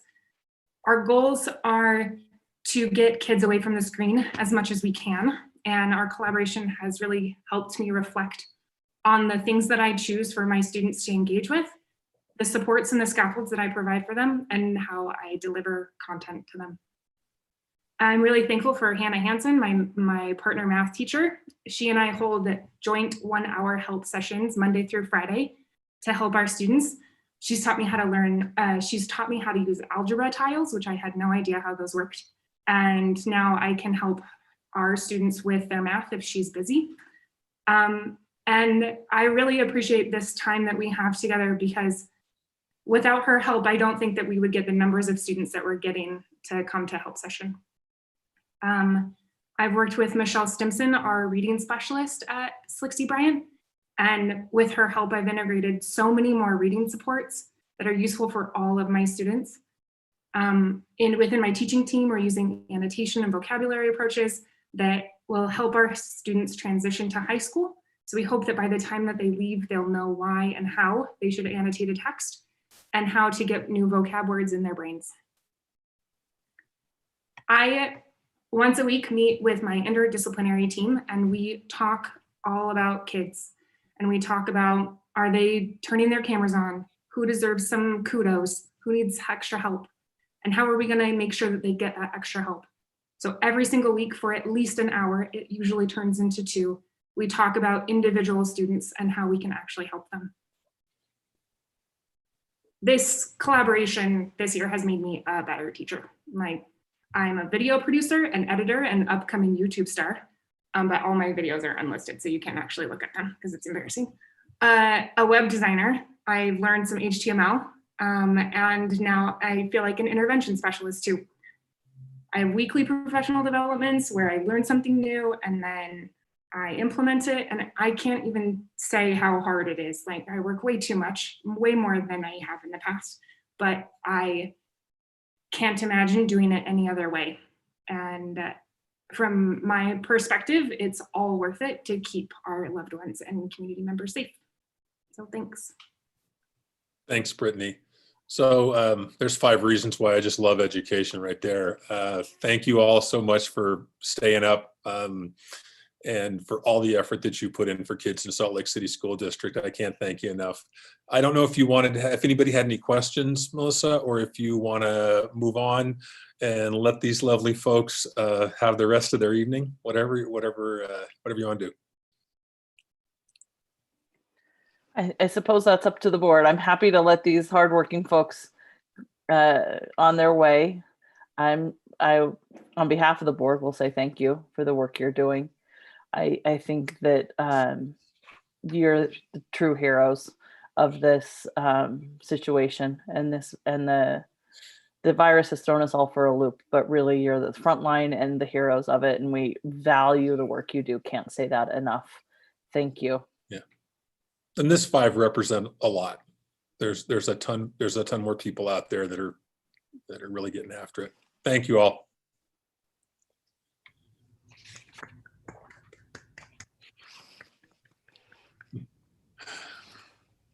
All right, you ready to move on to the next section? Let's move to the discussion agenda. Yes. Okay. So the first item we have, I have a guest here. That's Dr. Adam Hirsch, and he's a professor in the Division of Pediatric Infectious Disease at the University of Utah. And he's going to talk to you about the HERO project, which I mentioned last week, but I didn't have a lot of detail. And Adam has all the know on HERO, so I'll turn it over to Adam. And then I'd like to talk a little bit about another idea when Adam gets done. Hi, everybody. Thanks for letting me jump on the meeting. My name is Adam Hirsch. I work at the University of Utah in Primary Children's Hospital. I'm a physician, pediatrician, and infectious diseases specialist. So this is a big part of what we are doing right now. And I wanted to just give you a couple little more insights about some work we are doing, and also about myself, because I'm hopeful that we'll visit again in the future. I'm a parent of school-age children, but I do not have children in the Salt Lake School District, so I just want you all to know that.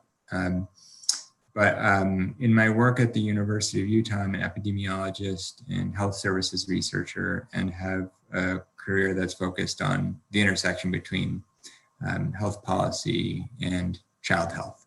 So this is the challenge certainly of my professional lifetime. And so while school health has not been an area of specific focus for me as an infectious diseases specialist and as an epidemiologist and as a parent of school-age children, you know, this is where it is right now. I wanted to tell you all about something that's called the Utah Hero Project. It's a bit of an aggrandizing name. As was just mentioned by Melissa, the true heroes are the teachers and staff and all that. But this is an acronym that we developed some months ago, and it stands for Health and Economic Recovery and Outreach. And this is a collaboration between our state, our local and state health departments, and the University of Utah, including faculty members and staff from the School of Business and the School of Medicine, and I'm from the School of Medicine side. The Utah Hero Project has been in the news a little bit, and it will continue to be in the news. The work that we have done began by trying to understand the spread of COVID-19 in our communities, and specifically trying to determine how many Utahns actually had been infected by this virus. Because as you all know, the case counts don't tell you the whole story. And we've learned a lot by studying the spread of this virus in our communities. We've learned how frequently it spreads within households. We've learned about the risk factors for higher or lower chances of spread within a household. We've all learned about who's most affected by this. And importantly, we also learned early on that, you know, many of you may have heard sort of ideas like, you know, multiply the case counts times 5 or 10, and that's the true number of infections. And we learned that it may be in Utah for the first couple of months of the pandemic, multiply that by maybe 1 or 2. Where we stand now on that is uncertain, and probably that multiplier is more than 1 or 2, just based on where we are in the pandemic currently. But as the summer moved on, it became increasingly apparent that there were great challenges in determining how to operate schools safely, and safely from the perspective of transmission of the virus, but also while considering the health and wellness of teachers and staff and health and wellness of students. And finding that sweet spot and balance is, boy, you know, again, the challenge of really one of the great challenges of all of our lifetimes, frankly. We, as part of the Utah Hero Project, have the resources to collaborate with school districts to provide on-site testing for students, staff, and teachers. Our charge and our objective is to meet your community where it is in terms of devising strategies to use testing to help guide safe and healthy school communities. We are working with several school districts throughout the state, mostly in the Wasatch Front area, including charter schools, public schools, and private schools, to devise strategies to use testing to help the school community. We don't have a policy agenda. We don't have a dog in the fight around the school model. We are just committed to using our expertise in epidemiology and diagnostics and clinical medicine to collaborate with school districts to try to achieve your objectives. I want to give you some examples of what we've done to date. We've been doing this work with schools for about 3 weeks. Some of the things that we've done, for instance, have included classroom-wide testing after a teacher or a student tests positive, because in order to guide best policies, as you all know, we have to answer some questions that we don't have answers to. It's possible that our policies going forward in a few months may be a lot smarter than they are now. And by smarter, I mean in quotations, maybe more data driven. There's so many unanswered questions related to operating schools safely in the face of this pandemic. I think many of us know what the most important questions are. The single most important question is, if a student is wearing a mask and is infected with SARS-CoV-2 in a school class, What's the likelihood that that student, or if it's a teacher or a staff member, what's the likelihood that that student, teacher, or staff member would transmit the virus in that context? And we don't know the answer to that question. We are learning the answer to that question. So part of how we're learning that, and part of how we're helping guide schools that are functioning in person right now, is by testing those that surround individuals who test positive, including close contacts that might be asked to quarantine, but also including not so close contacts, such as those that are still in the room with, say, a student or a teacher who tests positive. We're also working hard with the state to validate and better understand how to use quarantine strategies more smartly. Smarter quarantine is kind of what is some of the language that we're using. We know that almost all students who are quarantined have ultimately tested negative. We know outside of school communities that the vast majority of people who are assigned quarantine or asked to quarantine test negative. We need to learn how to do a better job in defining risk and assigning and asking people to quarantine and applying quarantine strategies to those that are at most risk of transmission, and not apply quarantine to those who are at much lower risk. So we're using testing strategies to help those who've been asked to quarantine understand their risk and safely return to whatever activities that may be. That includes school activities, but that also includes living your life in your household. And all of us have been touched by this in various ways, and I think all of us know, there's the extremes of people who succumb to the infection, who are critically ill, who are in the hospital, but even those who don't find themselves in the hospital can be pretty sick and pretty miserable. But what I'm sure you all have seen and witnessed is the cascade of implications among household members, close contacts, friends, et cetera, et cetera. So a single case, whether it's in a school community or in a household, just has such ripple effects. So there's a number of unanswered questions that through providing access to more testing, we can help learn. We can help in real time, help schools make smart decisions about whether to stay in a remote strategy, whether to be in a hybrid strategy, whether to invite a classroom which has been asked to quarantine for 2 weeks to return now or later. We are learning as we are going. We've had a number of, we think, real-time successes, for instance, in detecting more cases than would have been anticipated. And in some cases, demonstrating that entire classrooms will test negative after a single person has tested positive, for instance, a teacher, which has in some cases allowed classes to return with more confidence to in-person learning. Again, every district, every community has a different set of objectives and needs. And we just want to be able to share with you all that there is the opportunity to collaborate and think about how testing strategies can guide the path forward for Salt Lake School District.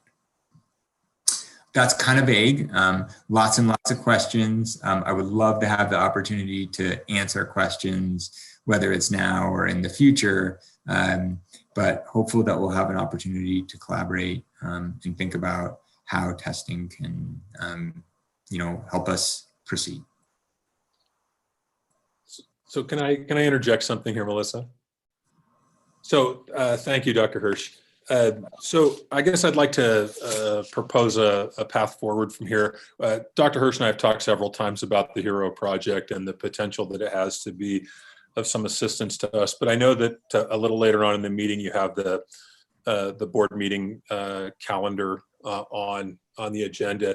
And I wanted to ask that if you would consider adding a study session next Tuesday rather, on October 27th, where we could invite Dr. Hirsch back and perhaps some of his colleagues, and maybe take a little deeper dive into the science around COVID in schools.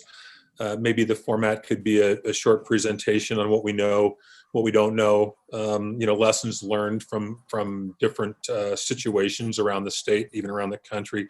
Look at some data and then follow that up with a Q&A just trying to get ourselves a better understanding, a deeper understanding of what's really going on, because early on we picked some metrics to be our guide. And I think we're in a lot different place now. I think we know a lot more, and I'm not saying we should throw them out, but I'm saying I think we should avail ourselves of new information, more information that's available.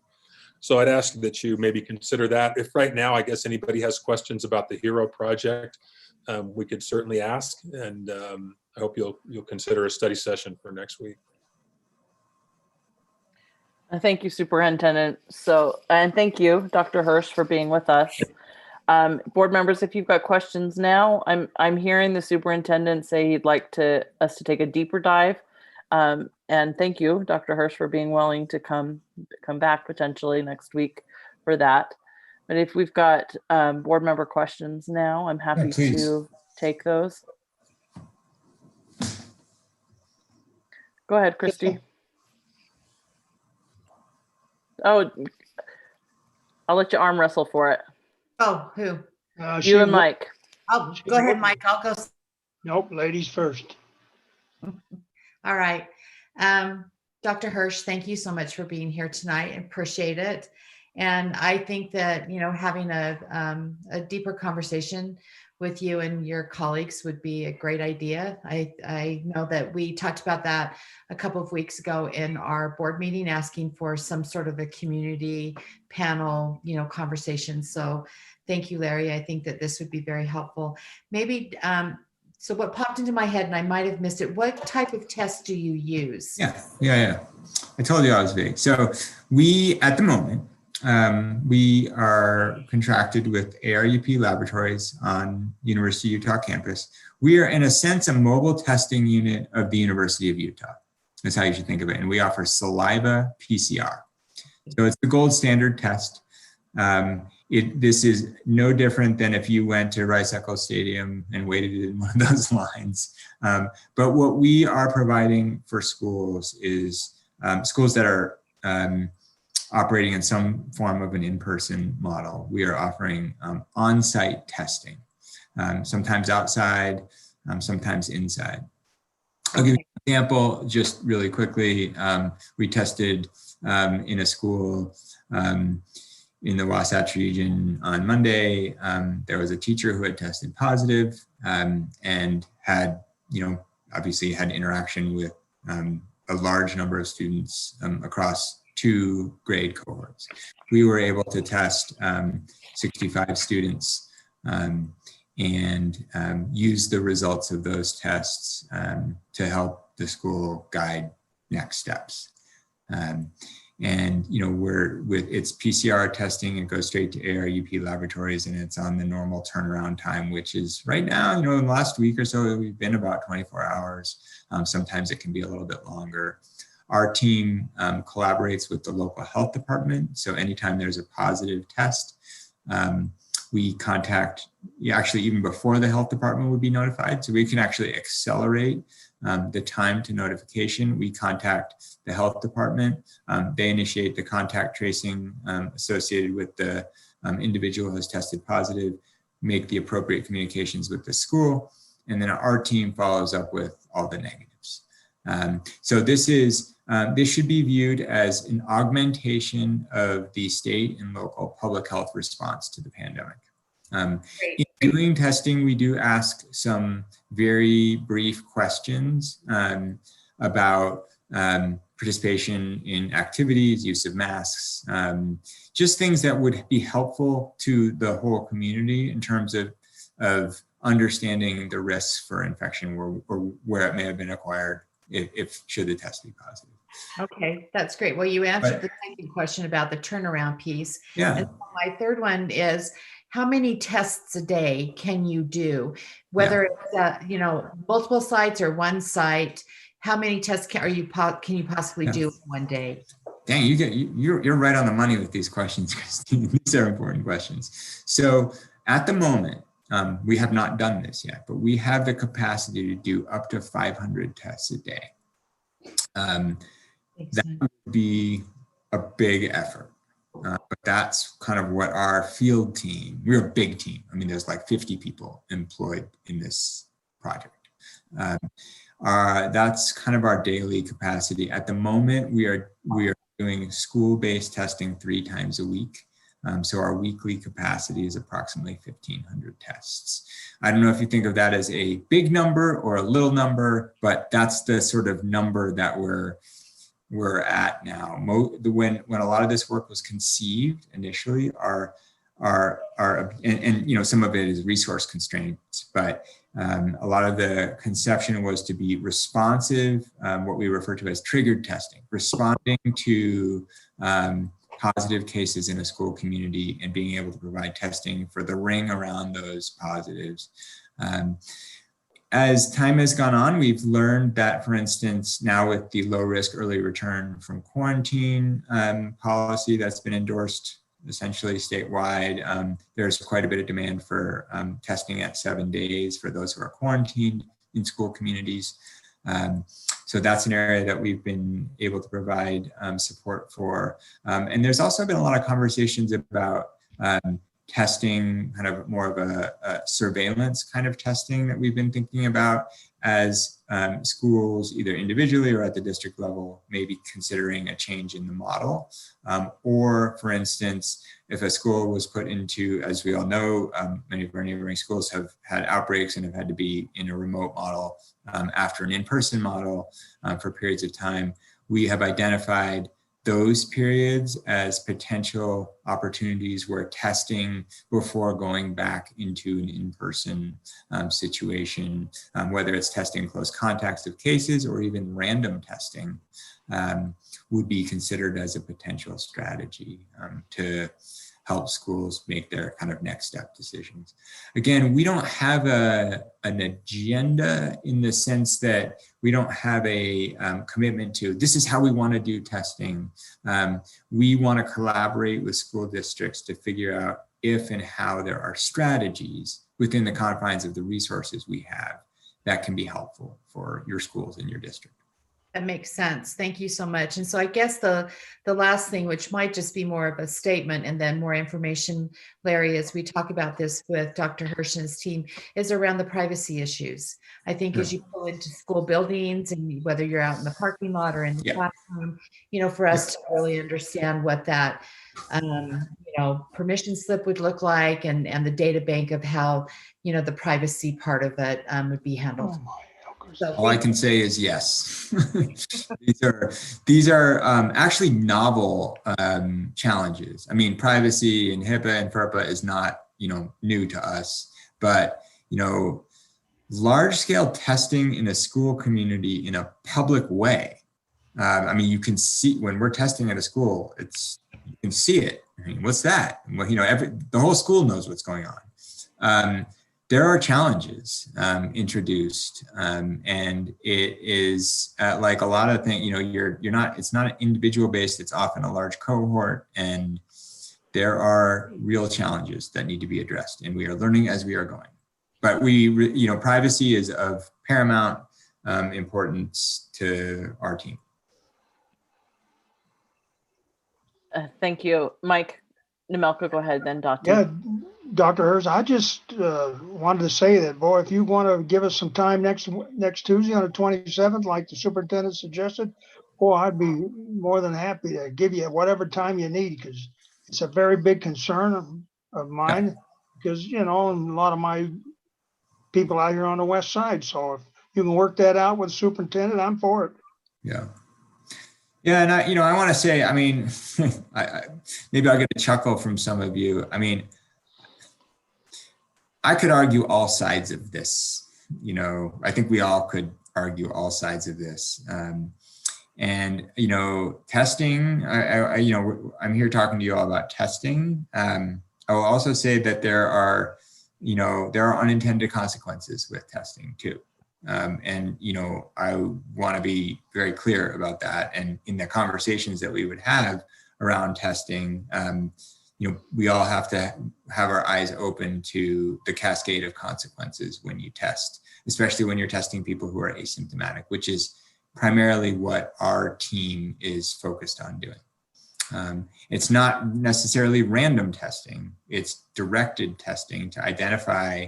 Our goals and objectives are, number one, first and foremost, for schools that are operating in an in-person approach or an in-person model, to mitigate clusters and outbreaks. That's first and foremost how we want to be useful, because we know that early detection interrupts transmission chains. And so earlier detection and interruption of transmission chains mitigates outbreaks. And that's really important to do for congregate settings. Number two, we do know that there are critical unanswered questions. For instance, as we talked about, if a kid is sitting in history class and is asymptomatic and has COVID-19 and everybody has a mask on, how likely is anyone else in that classroom to become infected secondarily? And you know what? We don't know. And if we knew more about that question, we would have, I would say, better informed policies that would be better data, more data driven. So again, what may be the right kinds of testing consideration? I mean, Salt Lake is in a different model, obviously, than the other districts throughout the state. And so as we think about, as you all might think about approaches to using testing in your district, things like random testing to better define the incidence in school-age children in the communities while not attending school would be, the kind of question that might come to mind. Testing prior to school entry would be something that might come to mind. I know that there are some students that are participating in in-person learning. One of the teachers was speaking about that earlier. Some of the students who are in jeopardy of not graduating or have additional learning challenges, etc. So they are participating in in-person learning. So there would be opportunities to perform testing among those students. So again, let your brains spin on that, and and maybe we'll find some areas for collaboration. It looked like there were some other questions, and I'd be happy to answer any other questions. Our student board member, Dottie, go ahead. Thank you, and thank you for being here. So I'm assuming that you said that this is the PCR saliva test, so Yeah. this is not the rapid. That's right. Yeah, okay. So I know that your limitations right now are 500 tests per se, and that the turnaround time is 24 hours approximately, and that can increase or decrease depending on the circumstances. I don't think those are well within the capabilities for the district itself, because we have so many students and because we need really rapid tests. So I know in LA, they just signed a deal with an independent lab to have the rapid antigen test, I think, for all their students every day. That isn't in place yet, but the deal is in play. And so I was just wondering what you thought about that and how effective you think it would be. It's a great question, Dottie. So I think that would be extremely effective. Okay. I am of the view that the more testing we can do, the more we can stay ahead of the chains of transmission and the more of our lives we can live. So in a world of unlimited resources in the form of testing capacity, I think not just in school communities, but all of us, we would test every day with a low cost, easy to administer, fast turnaround test. We could test our way, not all the way out of this pandemic, but partly out. And I think that we've learned from professional sports leagues, which have been really interesting experiments, collegiate sports, that testing is, in some other congregate settings, testing is helpful, but it's not everything. So it's one of our mitigation strategies. We are not, unfortunately, anywhere close to the kind of capacity that would be necessary to do what you're wisely asking about, which would be some kind of regular testing for everyone. Short of that, other strategies that folks have thought about, this has happened in some colleges, which is random testing. With, you know, where if you don't have enough tests to test everybody every day, what if you test a random sampling of students and staff and faculty on some interval? And there may be value to those kind of approaches as well. Our test capacity is, again, unfortunately not kind of in that range. I do want to take this really brief opportunity though, because you asked about rapid antigen and PCR. I want to make sure that everyone knows kind of the pros and cons, because in the future, our program may have the possibility to have access to rapid tests. Rapid tests are really useful because you get a result rapidly. It's extreme, you know, getting a test when you're sick or when you're exposed 2 or 3 days after the fact, and either, you know, imposing quarantine on yourself or not during that time frame is not all that helpful because, you know, time has elapsed. However, rapid tests are not as accurate as PCR. And there's a trade-off there. And so you asked, Dati, about serial use of rapid tests daily. And so when rapid tests are used more than just once, but day after day, their accuracy and the fact that they have that rapid turnaround actually may make that approach even better than less frequent PCR, even though PCR is technically more accurate and is more sensitive for detecting the virus.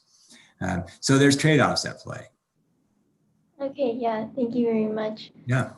And I understand that right now there isn't that capability to handle this many students or the rapid test. But I was wondering if someone could contextualize for me what the barriers are to getting that. I know one that I can see very plainly is monetary funding. But I don't know, where is the next, like what's the next level that we need to ask? Who are we supposed to be asking? I don't know how to advocate for that. So if you have any ideas. It's a great question.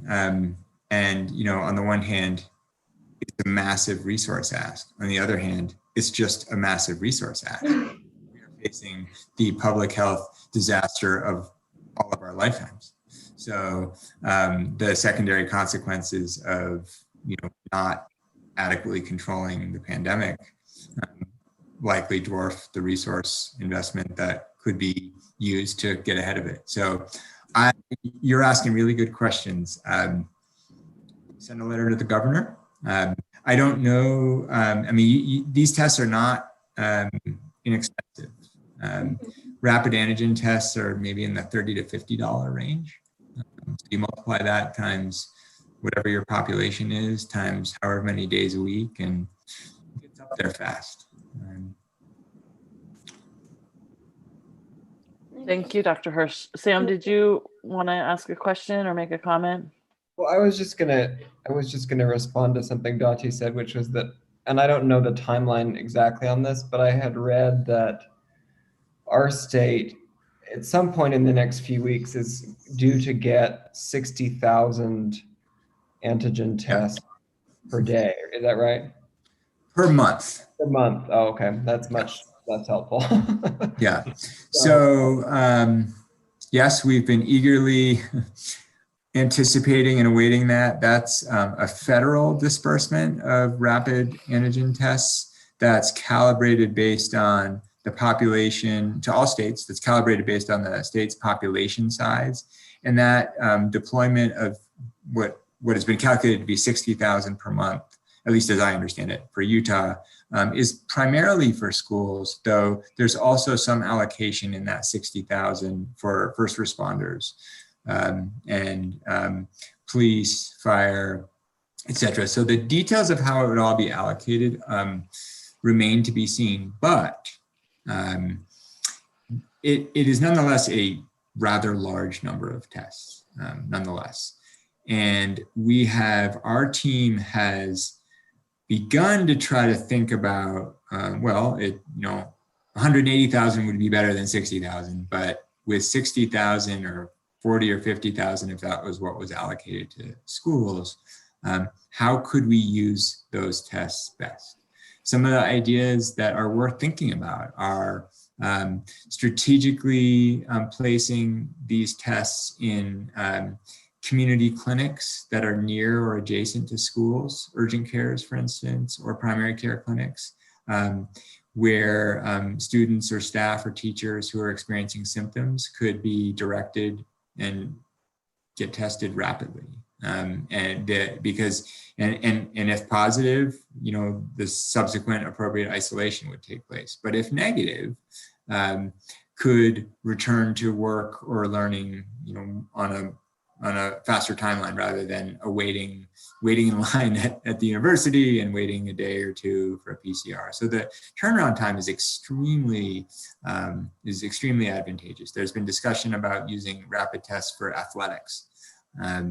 And we know that extracurricular activities have been at least part of some of the surge we've seen in adolescent age students, and rapid antigen testing might have a role in that context. And lastly, rapid antigen tests may have an important role to play for all of us in post-exposure kind of modifications to quarantine. Again, as I think most of you probably know, our county and really all counties throughout the state have endorsed a policy of low risk early return to learning for exposures, close contact exposures that originate in school environments, but where it's mask on mask. And if someone is asymptomatic at 7 days and tests negative, which could include a rapid test, that individual teacher, staff, student could return to the school environment if remaining asymptomatic. There's some controversy around that policy, but that is the policy. And rapid tests might have a role to play there. Thank you, Dr. Hirsch. Do I have other questions, comments from board members? Go ahead, Nate. Thank you, Dr. Hirsch, for being here this evening. Yeah, taking the time. I know you just kind of loosely covered it, but just kind of if you could describe a little bit more about the logistics of the test when you're doing this in schools and what that experience has been like. I know we talked FERPA and HIPAA law. Are we needing parent consent for this as well if there's an exposure? And just what are some of these logistics that we're looking at? So School X just says, we want to participate in the HERO project. The way it's generally worked now is we've collaborated with the school principal and the school's point of contact for COVID coordination. And there's been communication to the school community, to parents saying, hey, the school is participating in this project, which is going to provide on-site free state-of-the-art testing with ARUP laboratories in the University of Utah. That's going to be, and testing will be provided at the appropriate opportunities when there's a reason to perform testing. And and by appropriate opportunity, I mean not an individual student or an individual teacher, but a cohort when there's been exposure. So it's really mostly kind of exposure related testing where the school community feels that there would be value in performing some additional testing. So parents or caregivers are given the opportunity to consent to have their child participate in testing when it's, it's kind of like, Larry's heard me give this analogy. At first, when we communicate about this to schools, it's kind of like asking parents to sign a permission slip for a hypothetical field trip that may or may not happen. And, some people do sign up, but we've seen about 10-20% of school communities signing up. But then when there's a reason for us to test, school contacts us as we've been notified of a member of our community or a couple members of our community. We would like to offer testing for contacts of those individuals. We usually need about 2 days notification to arrange the logistics to perform testing if short-term testing is required. Sometimes it's actually best to perform the testing at a 7-day interval after the exposures, depending on the circumstances of the school.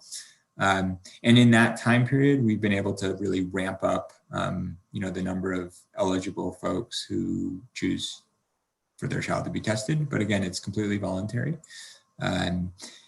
since it's the fall and the weather's been good, we have in many cases, we'll schedule if it's a grade, we just kind of we work it out with the teacher and the principal and the point of contact when would be a good time to do the testing for a particular grade that's on a schedule. It may take place indoors, it may take place outdoors. If it's involves multiple grades, if it's a quarantine kind of situation, some of these students or staff may be home. We have arranged drive-up testing with outdoor tents, and people literally drive through, get the collection specimen and spit in it inside their car, and then hand it back to our staff, and then we go through all the processing, take it away. We, as I mentioned before, but just reiterating, if a test is positive, our team notifies the health department. The health department takes it from there, just as it would in any other circumstance. And that involves notifying the individual. That also involves notification of the point of contact at the school. The school deals with contact tracing. We're not involved with any of that. Our team at the moment is personally calling those whose tests are negative. And that isn't the world's fastest process because, who answers random phone calls? Though our phones actually say Utah Hero Project.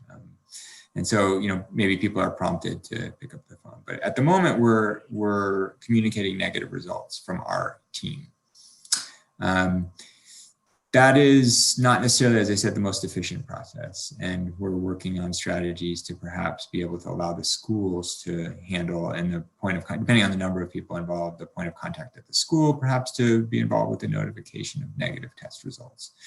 We are also thinking about in the future, working with actually the result goes into the Healthy Together app.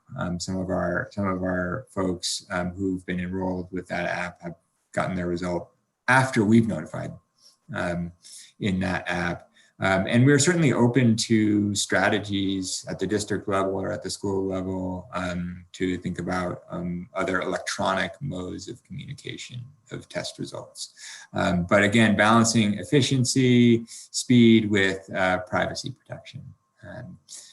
So I don't know if that's helpful, Nate, but that's kind of the process. The information that we collect and the test, it's all, it goes into the ELR and EpiTracks at the health department, no differently than any other COVID test. Go ahead, Catherine. So I'm just clarifying that your assumption is, of course, that there are going to be some people that get COVID during this while you're in the schools. Your hope is that fewer get COVID than more, but there will be some transmission that happens, and that your purpose in doing this study is to study how, as the university and as an epidemiologist, is to study how transmission happens and to learn, in what cases it happens and how it happens, and in what ways it happens least, and to watch those things. Is that correct? What are the university's goals in this? Yeah, so there's some nuances to your question and to the answer. So we've worked with our institutional review board at the university, and we have IRB approval for this activity. However, this is not a research investigation. This is actually classified as augmented public health. So we intentionally this is not hypothesis-driven research. This is testing augmented public health response. But in order to effectively respond to the pandemic, we believe that there are critical unanswered questions that, in providing testing resources to school communities, we can, along the way, learn answers to. I'm I don't know, at some level, this is going to sound crass, but I'm a tenured professor at the University of Utah. I've had a really productive and, rewarding academic career. I'm here to, address in whatever way I can, deal with, as I said before, it sounds like cliche, but the greatest public health challenge and child health challenge of my life, honestly. And so my agenda and my objective is to collaborate with schools, meet you where you are. It doesn't sound crass at all. It sounds noble. It sounds really great. So. I mean, yeah, I know, I appreciate that. But really, our charge is to provide testing to you, because we're epidemiologists and scientists and who are interested in policy. And, again, as a pediatrician, I mean, my career mission is protecting child health.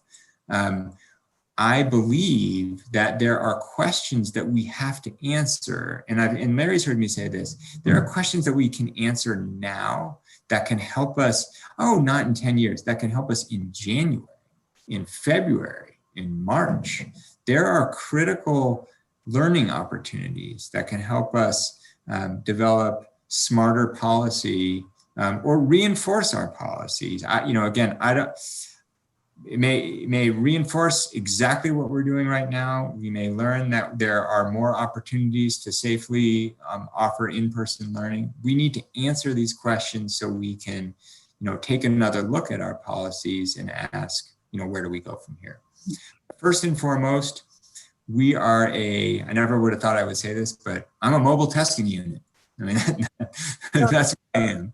And with, the help of colleagues in school districts and my colleagues in epidemiology at the university, we want to devise ways to use testing to be helpful to the school communities. So I'm glad you gave me the opportunity to wax on that.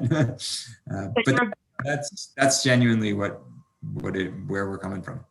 So your goal is to develop strategies for the future, ongoing, and to keep going in that way. My goals these are my goals. Or our goals. First and foremost, to respond and mitigate school clusters and outbreaks. First and foremost, that's why we're testing, someone tested positive, that's why we're testing classmates, because if there's smoke, I want to know if there's fire.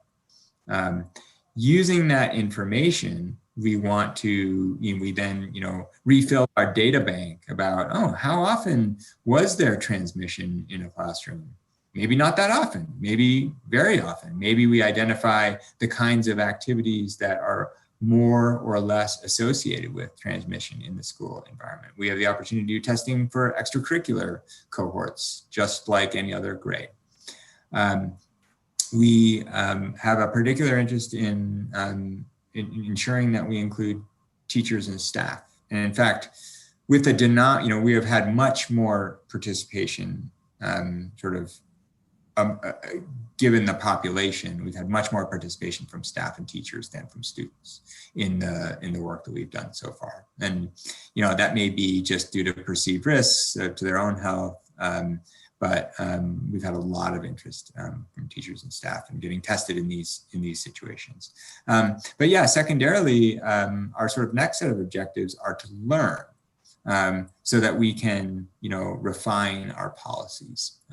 We're also really interested to learn, to Dante's earlier question, I wish we had more resources, but how can we use testing strategies to keep schools safer, keep them going when they're going, or allow them to open if that's possible? I mean, we're in a bad spot in our community right now. Everybody knows that.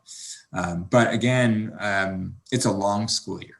And, those of us in infectious diseases, we try to, there's reasons to be optimistic in the medium term to long term with new therapeutics and with vaccine and with more and more behavior modifications. So, we've got to deal with tomorrow and next week and all that. But again, I remind myself constantly that there's also March.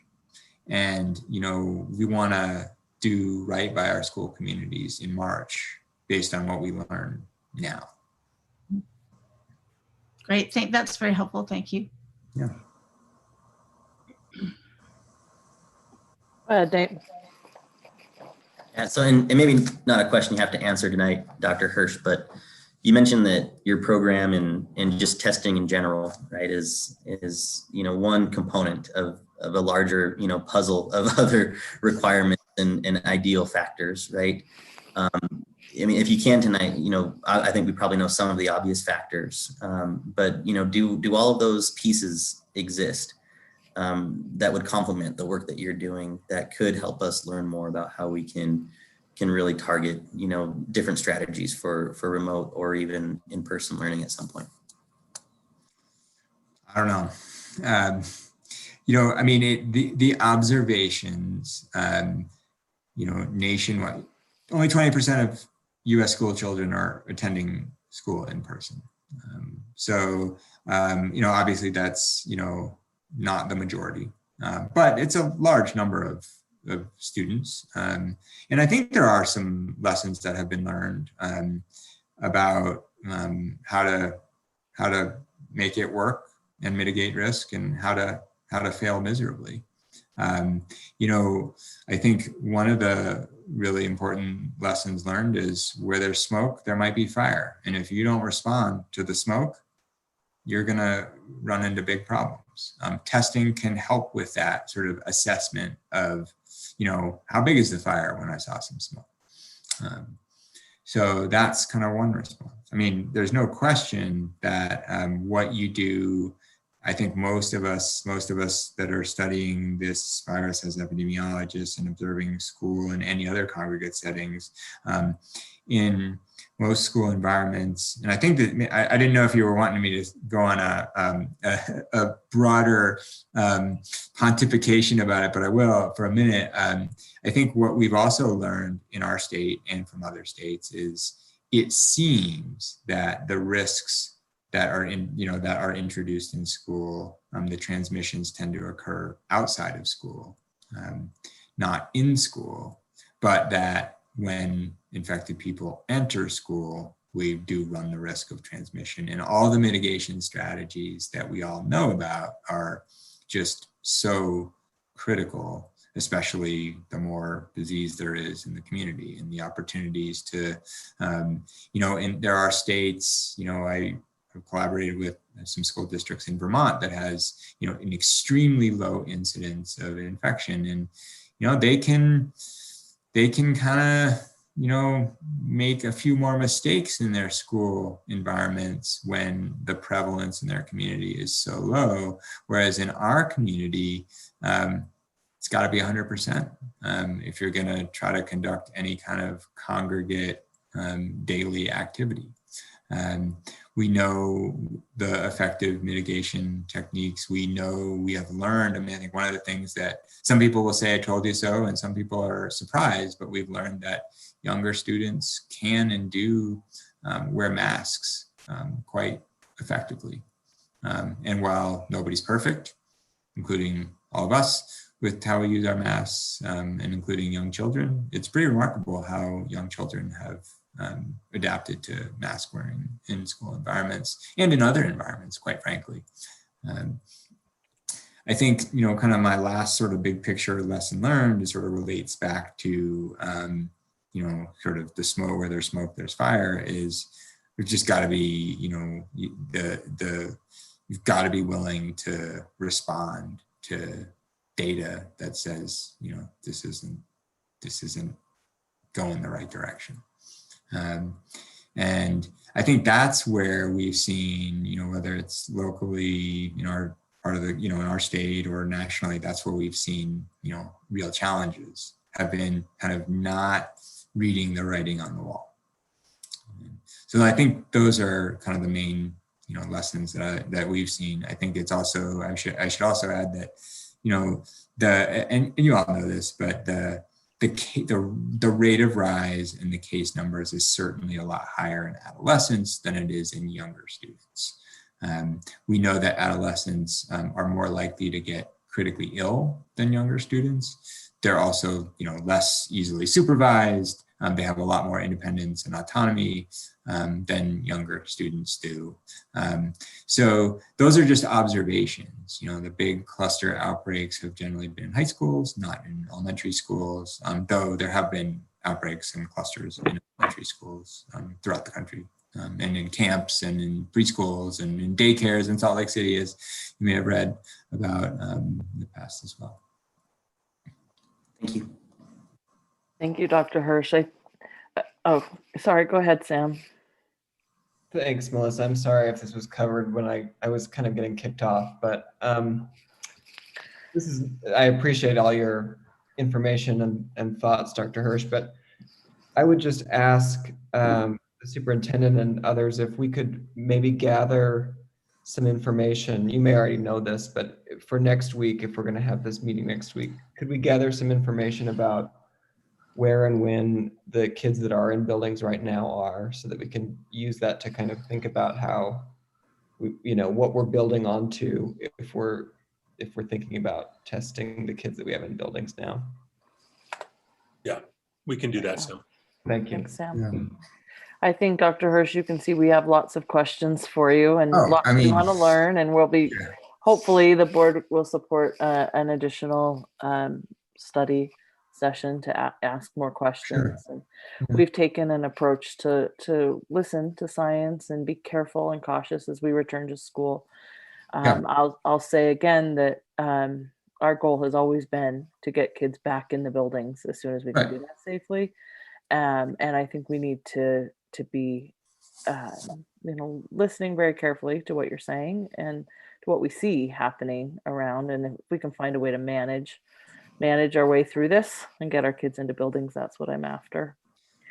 Yeah, and again, now may not be the time to collaborate with our project. It may be in March, it may be in January, it may be now. Again, we don't have, our charge is just to, meet with you and offer testing resources in a way that would be, that might help you gain more insight into how to, proceed with policies throughout the fall and into the winter. Well, thank you for spending the evening with us. Yeah. We appreciate you. Let's move on to the next item on our discussion agenda, which is, go ahead, Larry. Oh, no, I was and thank you, Dr. Hirsch. Yeah. Oh yeah, my pleasure. That was Alan anyways. I'll mute for a second. Right, next item on the agenda is discussion of the district office. As many of you know, back in 2008-9, the district budget, that's when you first saw the district office listed as a future project. In 2014-15, the schools Lincoln, Edison, and Meadowlark were added as future projects, and these projects are now completed. The architect for the district office was approved by the board on June 18th of 2019, and the plans for the district office were largely completed in the 2019 fiscal year. So what we're looking for is guidance from the board of, do we want to move forward with this project or not? Just knowing there are some systems of the district office building that are living on borrowed time. And so there may be some resources needed to put in if we don't move forward with this project. But we're just looking for direction from the board on whether to proceed or not. So open for board discussion. I think you can hear that Alan is wanting board comment. I see Catherine and then Christy. I think we should move forward on this project. I think I think it's budgeted. I think that we had a relatively big earthquake this summer, and I want our employees in the district office to be safe. And I think we were lucky that we were already remote for just a few days.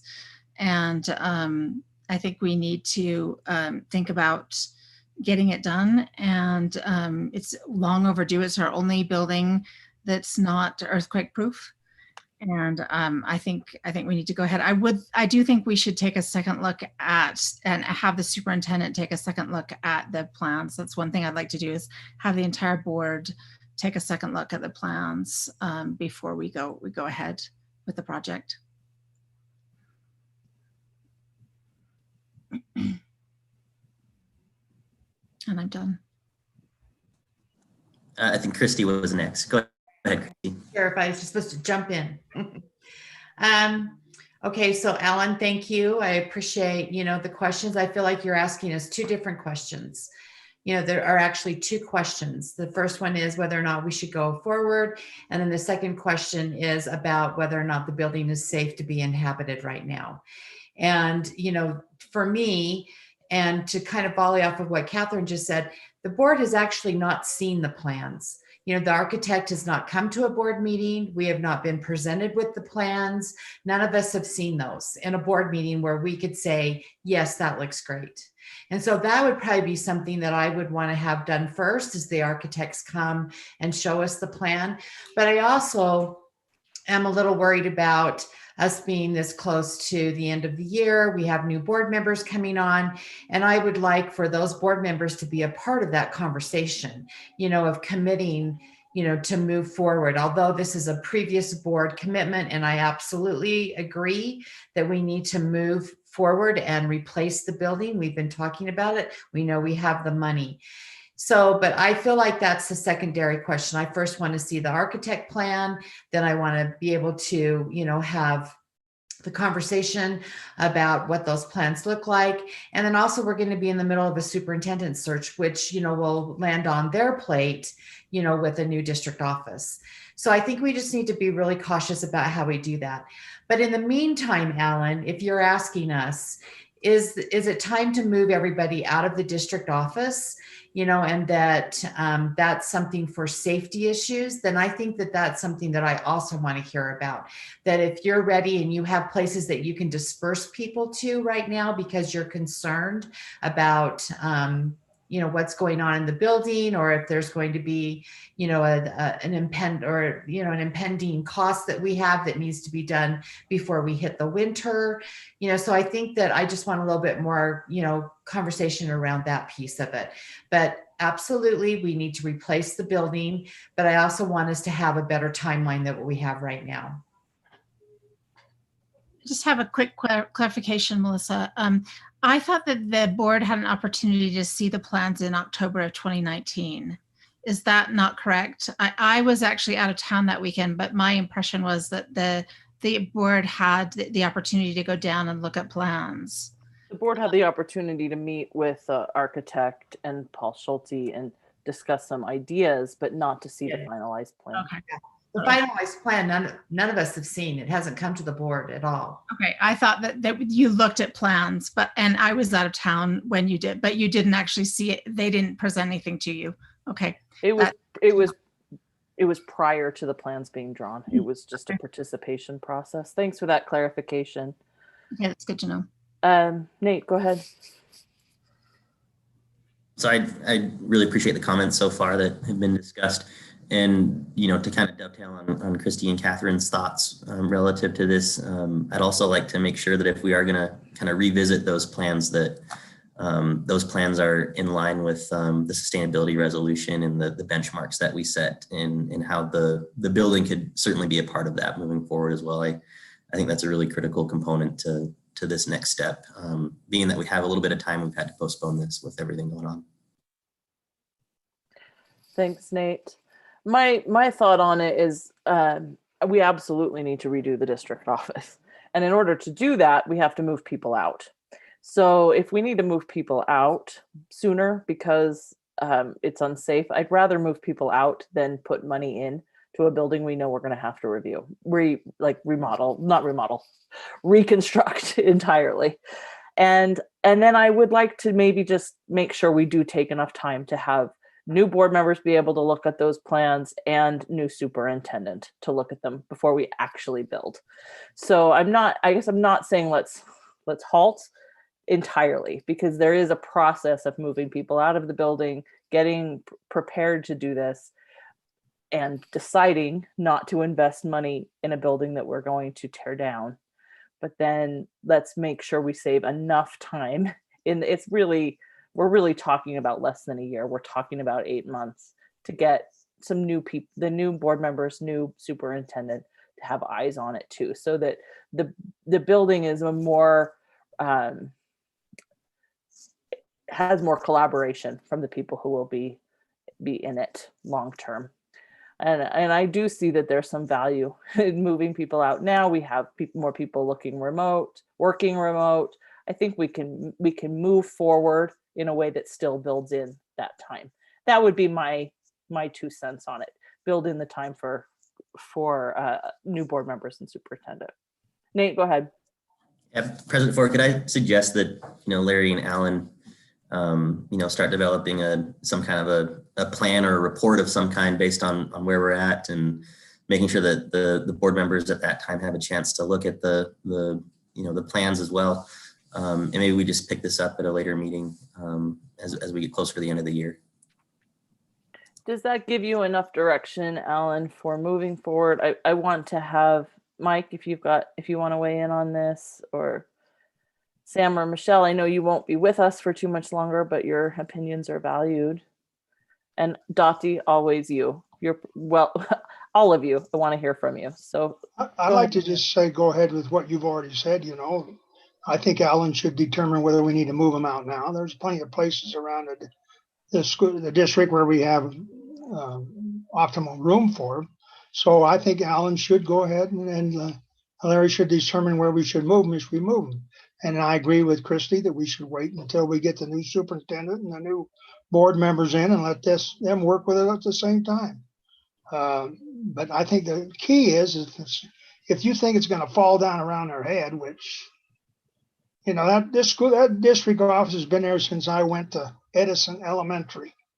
It's been the same building. So I can understand some of the concerns, but let's get them out of there, Alan. If you think, you're in there still, I believe. So maybe yours, one of the sections is going to give away down to the bottom. And maybe you might even receive part of the top. We can't have that. So go ahead, whatever you decide. And I'm sure the other board members can make some comments if they want to go along with that line. But I think that's what we ought to do, is find a way to get them out of there first, and then revisit this later on. Yeah, I just want to assure district office workers that the building is not in imminent threat of falling down. It's safe to come in, barring a large earthquake. It survived the earthquake we had.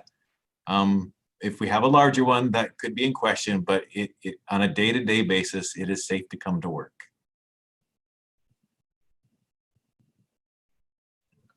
Alan, I think that, Melissa, what I hear you say, that we want to have Alan and Larry come back to the board and give us some sort of timeline around if you do want to move people out.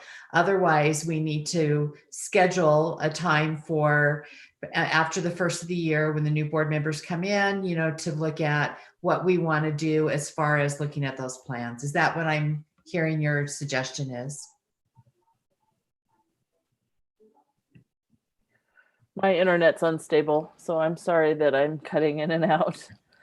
I think a little bit more than that. I think that, Christy, just to add on to what you're saying, that we may actually want to hear feedback from new board members and a new superintendent. So not just look at plans, but actually have some feedback. And it might not even be 8 months, because if we're interviewing a new superintendent quickly, we don't need to wait for that person to be on the job. That person could give us feedback before he or she is on the job. So it doesn't have to be in July. It can be right away.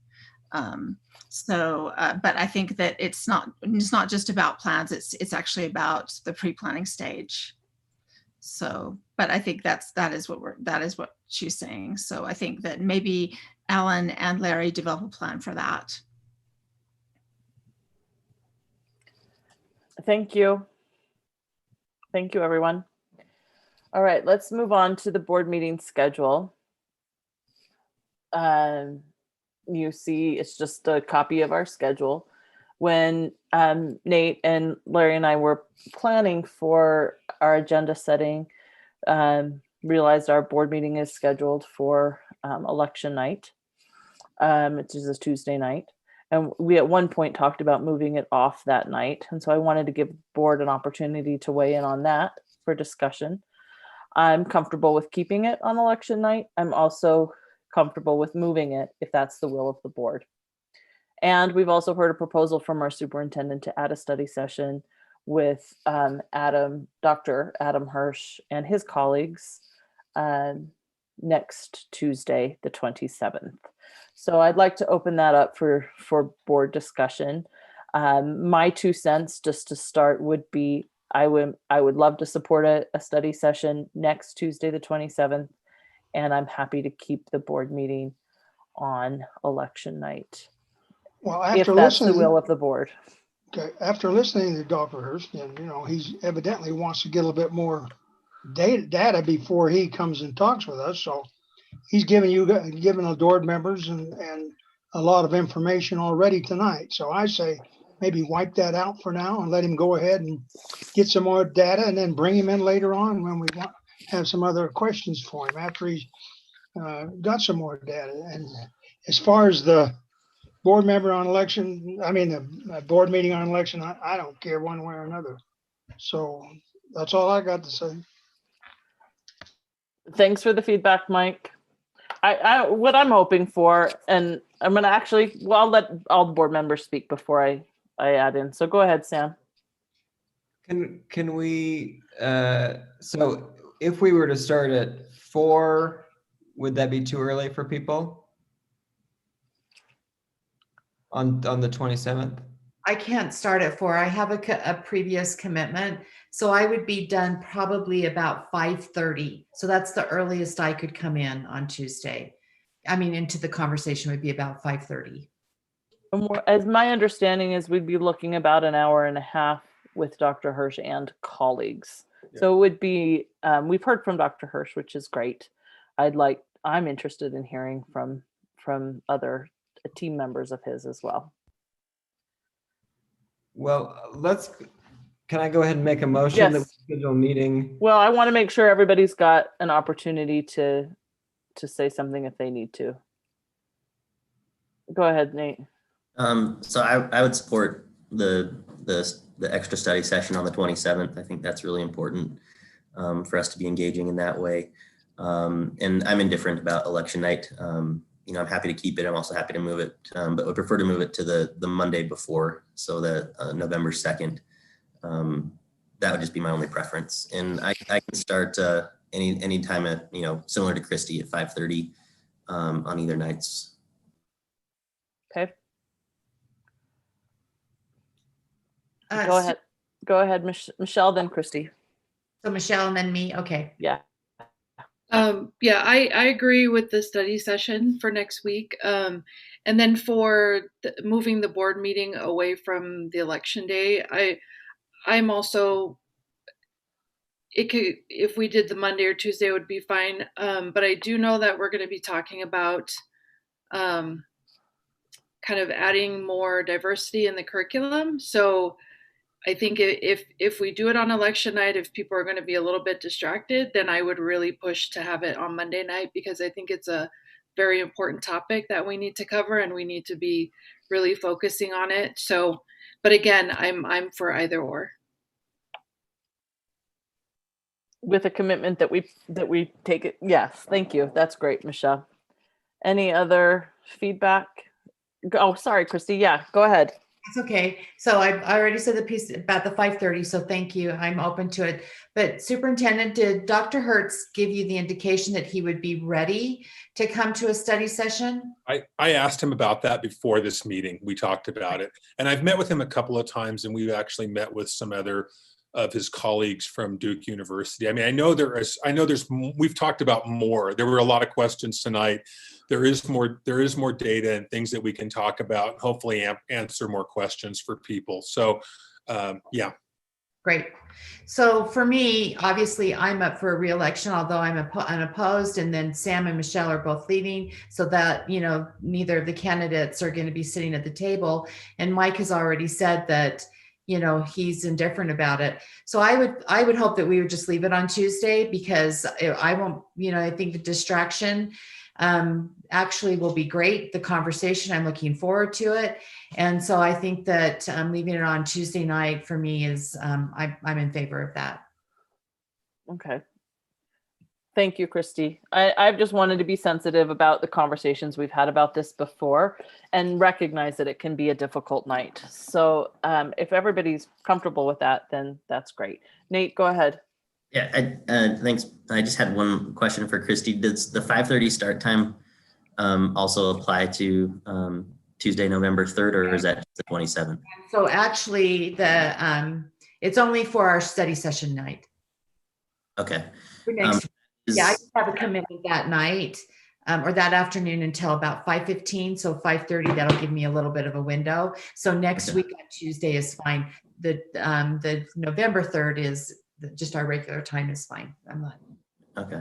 Yeah, because if you don't have a conflict on Tuesday, November 3rd, I could start as early as about 4 that day.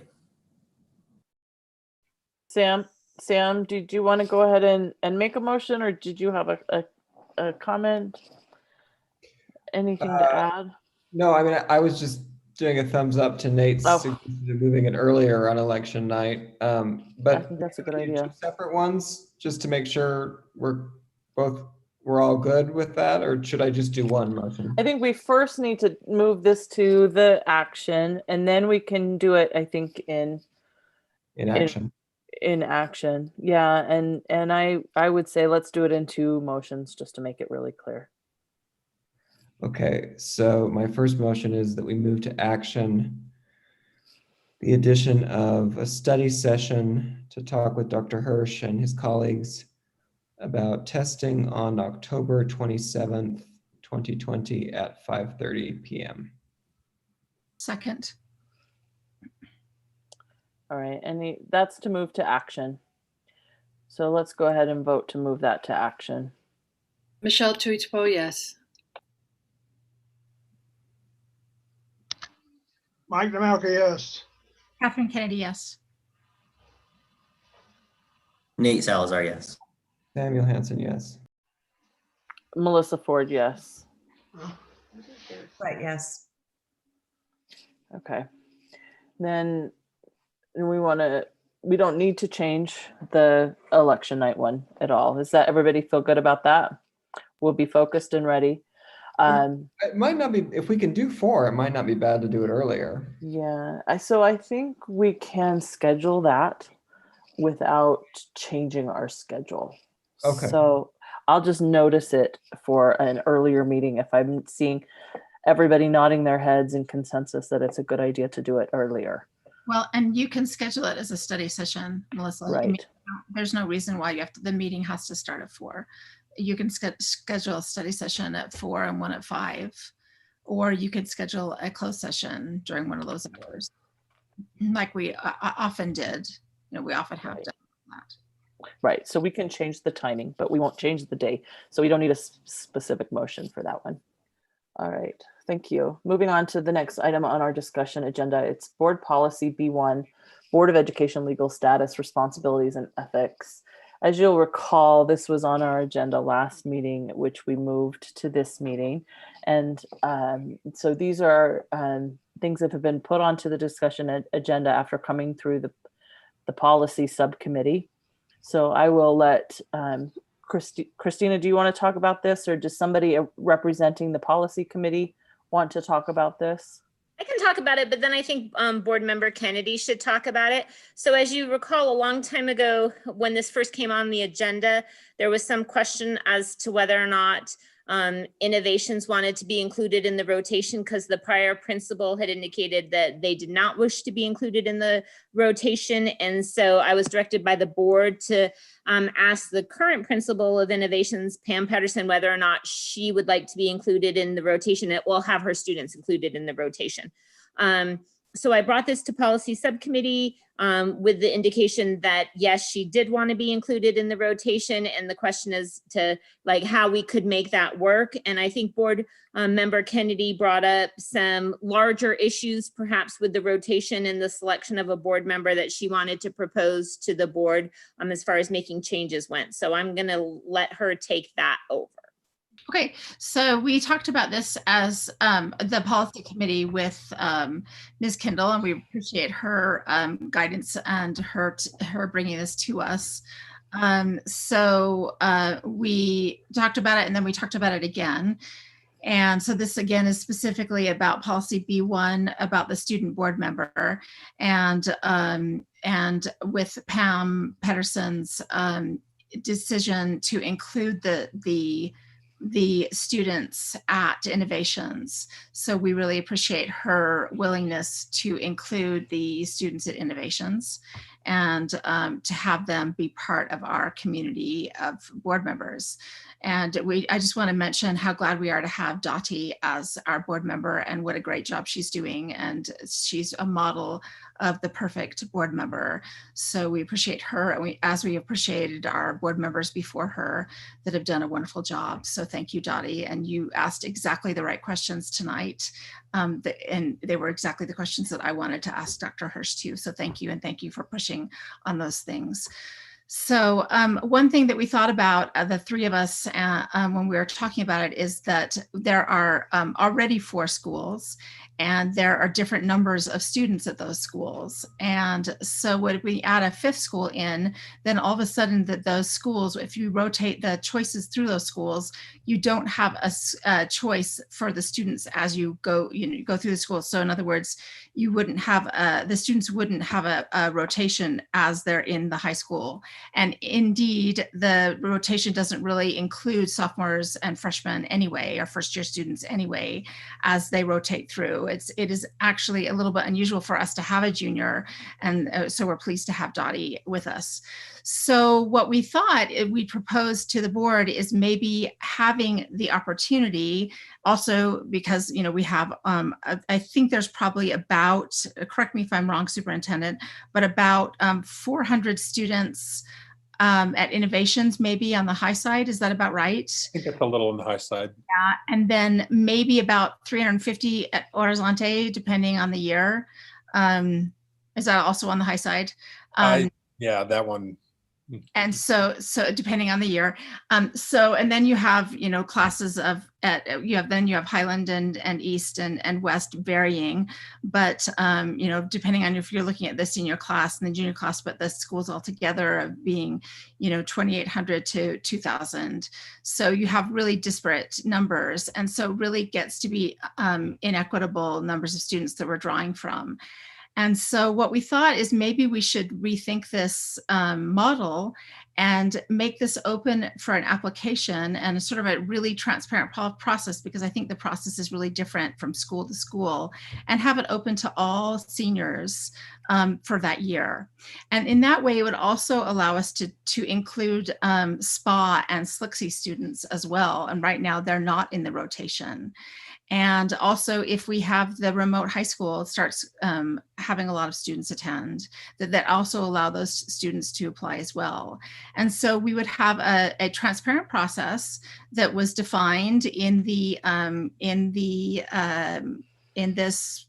policy, and that would have a committee not made of any board members, and but define, maybe it would include the director of teaching and learning, Dr. Hall, and as well as some other people, maybe the person in charge of SLEF, and maybe some others. We could talk about who would be on that committee that would choose a student from applicants from around the district. And we'd encourage people, our American history teachers, our student government teachers, to talk about this opportunity. We'd want students from all parts of the district. district to think about this, and from all demographics of the district to think about this opportunity, and to really think about it as a sort of a policy opportunity to think about, how that, and really probably use the current board member to be an ambassador for this opportunity, and have that be one of the things that the board member did, and have the board member commit, like Dottie has, to attending all the meetings, and really being a board member that participated and contributes as she did and as Sam did before. So that's our idea. We have not had anything drafted because it's a change. We didn't want to change the policy before bringing it to the group as a whole. And so we haven't done anything to alter the policy, but we did want to bring it to the group before we did any changes. And what we do is bring it back to the policy committee, redraft the policy, and then bring it back to the board for approval. Thanks for that, Catherine. And thanks for, I'm interested in the way you as a policy subcommittee are thinking about this. Can I just say, I do like having representation from schools, and I feel like it's helpful. I mean, maybe they know the teachers and the principal, and that process maybe is a little closer to the student that way. I mean, if we take it to a district level, I worry that it becomes a district administered thing. And so I just want to make sure we're open that way. I think I like the way you're thinking in terms of 4 years, and not having, so that a student, might have an opportunity in 4 years that, say I'm on the board, to have a representation from a school that I represent. I want to be thinking about that too. I see a couple hands, Dottie and Christy. Let's have a discussion about this. And thank you to the policy subcommittee, and Catherine especially, for your narrative of that. That's great. Go ahead, Dottie. Sorry, I just want to add one last thing. Our goal was equity for the students in the district, a better equity for all students in the district to have this opportunity. Thanks, Catherine. Go ahead, Dottie. So I just want to say that I think this is a really, really incredible idea. I'm all about empowering youth, and especially those who come after me. I also want to say that this model that board member Kennedy is proposing already exists in LA. And the way they do it is, I've spoken to some of their former board members, namely his name is Tyler Okeke. He's like a really great student that I've been able to meet up with. And what they do is that they have an application which is not limited on GPA requirements, etc., which is how this position is already. And then once students fill out that application, it then goes to a committee, and then they select, I think, maybe 5 students from that, and then they give students all over the district the opportunity to vote for which board member they feel represents their own ideologies and what they want to see come to the board. And to me, that promotes sustainability, and it also forces students to come up with ideas and big thinking skills, and come up with proposals and ideas that other students would like to see come to the board. And so by doing that, not only does the student board representative, have a stake in the board, but every single student whom they represent has a direct investment within education. And I think that's something that the school board should want, because we always want to have more student voices represented, and the best way to do that would be for them to have a direct paper way to do that, if that makes sense. So are you suggesting, Dottie, that students vote for their representative? Yeah, so I think board member Kennedy and I, we've kind of broached this subject for a while, and there's something that you guys should be on the lookout for. I'll just say that in advance, but I could give you hours of talks about why giving students the right to vote is important, and this is just one of the ways we're going to do that. And so this might require partnering with other organizations such as Voterize or the League of Women Voters to get that information out about these student board members and what they stand for and what their ideologies are. But at the end of the day, there's no greater direct investment with youth other than voting. Thanks, Dottie. Christy, did you have your hand up? Go ahead. So thank you so much for the conversation. Thanks for your thoughtfulness, Dottie. I think that one of the things that we always need to remember to do as a policymaking body is to evolve.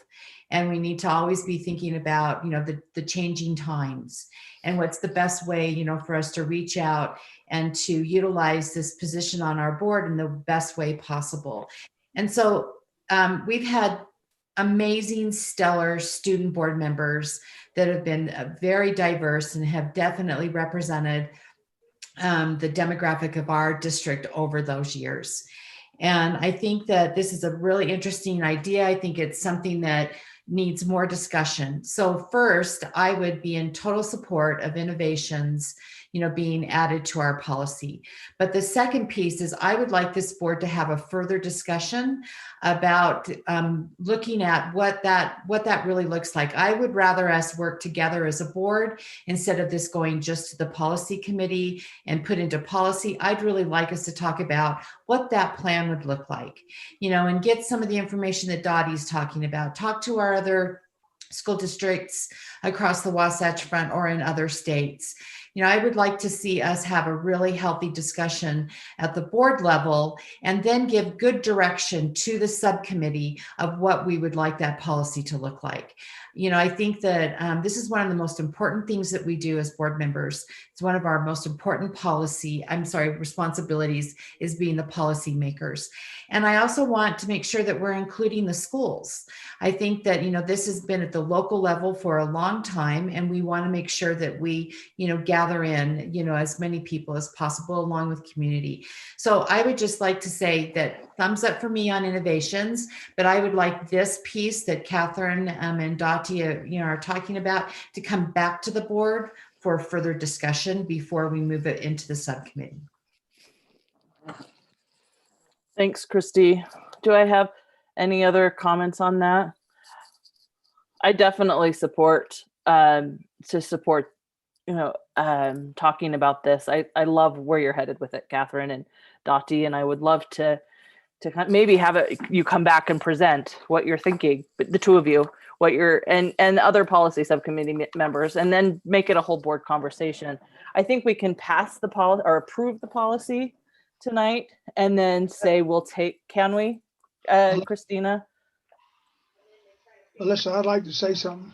Yes, before we move forward, happy to. I just want to make sure if we need to approve the policy or if we can because there's a few changes to it. And then right, there are a few changes to it at the moment. And I guess what I would just say is since it mostly affects the student board member and there's not any sort of election that's currently pending, you probably don't need to, depending on when you plan on bringing it back. Okay. Does that make sense? We don't necessarily need to, but we bring it back and approve it then. Mike, did you have a comment that go ahead? Now seems a good time to make my statement, and being we are discussing B1, I refer you all to the complaints against board members, section A, and I want board member Kennedy, board member Hanson, and board member Salazar to know that I'm going to file a complaint against the board attorney. And I'm going to use the investigative report that Fox News prepared as my evidence. And I want you three to know that you have negated any positive decisions this board has made and made us a laughing stock of this whole state. And you have demeaned me, and you have demeaned any future board member on the West Side. I am disgusted at the way you acted and the things that you did in secret. If you cannot say anything good to people, then you need to quit saying things in secret. That's my statement. Thanks, Mike. So, Lisa, could we make then, so Christina, I'm sorry, you're saying that we don't need to move this to action tonight, the policy that's before us? Right. I mean, I made a few tweaks to the language about the relationship with the superintendent and business administrator, but the main changes had to do with the student board member portion. And if you're planning on, at least having a discussion about completely revamping this process, I don't see any point in like approving this tonight, just to change it, especially when there's no upcoming election for a student board member. That makes perfect sense. Yeah, it doesn't seem to be a pressing issue to me at this point to get it approved. So do we need to take action, or can we by consensus ask Catherine and the policy subcommittee and Dottie to come back at a future meeting in the not too distant future to present a proposal for how we would like to move this forward? Dottie, Catherine, Nate, and Michelle, you're willing to do that? Seems like you've already been working on it. Love for that to happen, for them to bring that back. And again, I'd probably sound like a broken record, but since this is going to be a policy that's going to be going forward, I would love for us to wait until January when we have our new sitting board members, and they could also be a part of the conversation and what that new policy will look like going forward. Which doesn't present Catherine, Dottie, Michelle, and Nate for you working on it and talking about it between now and then. Thank you. Moving on to new G25 administrative procedures and video surveillance. Melissa, sorry, before we go off of B1, I think that I would also like to suggest that we find a time in the next board meeting, in the next two board meetings, hopefully, which would obviously be sometime in November, that, the B1 policy is really important to me. The B1 policy was something that former board member Bennett and I worked on very diligently. And the pieces that you see in this and the statements that are in here, really meant something to us as board members, about the work that we do as board members and the responsibilities that we have as board members. And especially the statement of ethics for Salt Lake City School Board, Board of Education. And I would like to see us as a board talk about this. We used to do this every January, where we would revisit this specific part in our policy, and that we would all sign off on it and say, absolutely, ethics means something to us. And we stopped doing that as a board. And I think that that's been a disservice, to us as board members. And I would also like us, to set an example, to talk about it before we have board members leaving, and then again in January when we have new board members come on, because that handbook and this statement of ethics is really important. So I'm hoping that, with my request that as a board, that we can do this together and talk about this, so that we can finish out the rest of this year on the best possible note that we can, as we say goodbye to Sam and Michelle, on this board. So thank you, Christy. I will remind you that we did discuss this policy at our retreat in July. And so I think it's always good to review and discuss. But I think let's think about a way to do that in a way that doesn't that's productive, right? And gets us kind of where we need to go. I mean, obviously, I'll just say it. It's been a rough couple days for us as a board, and we've taken a hit. But I last few months that we've been together with Nate and I as board leadership, I think it hasn't been perfect. A lot of mistakes have been made. I'll own my own, but I think that there are some that are in the news right now, and I think that there's a place and time for us to talk about it, and it's probably not in an open session. But I do want you to know, to all of my colleagues, that I do know how hard this work is. I feel it, and I think it's important that we talk about how to move forward and that we do that in an honest way. And I hope that's not overstepping, but I do think we can move forward from this. I think we've already shown that we can over the last few months. Most of what you're seeing reported is happened months ago. So I hope we can find a way to move forward productively. the students and children of our and families of our district need it. So yes, let's talk about it. Let's talk about it in a closed session. How about that? Any other comments on that? Thank you, board members. Let's move to the new policy G25, administrative procedures and video surveillance. Right. So this was a policy that the board approved a while back. It was suggested by board member Sam Hansen quite a while ago. He had provided a sample from a school district, I believe out of Vermont, that had a video surveillance policy that he was hoping we could model. So I looked across the country and I looked at what we already have in our policies regarding our use of video surveillance. So we have some in our transportation policy and administrative procedures regarding video on buses. We have some in our athletics board policy and administrative procedures regarding video surveillance on in sporting events. We also definitely have some in our student records, as well as our contact with law enforcement board policies and procedures. And we have some in our grandma request section. So the real purpose behind this administrative procedure was not to change what's currently in our board policies or administrative procedures, but really you have one place where people could look for the various aspects of what types of surveillance we have, video surveillance we have throughout the district. And it cross-references all those other policies and administrative procedures. So that was what I was looking to do. And typically video surveillance is through, it falls under one of the departments that the business administrator oversees. So Alan Kearsley, the business administrator, was going to be the owner of this. We also ran it past Chuck Smith, who actually is over the video surveillance, to see if there was anything that he found problematic, and he did not. He was in agreement with this.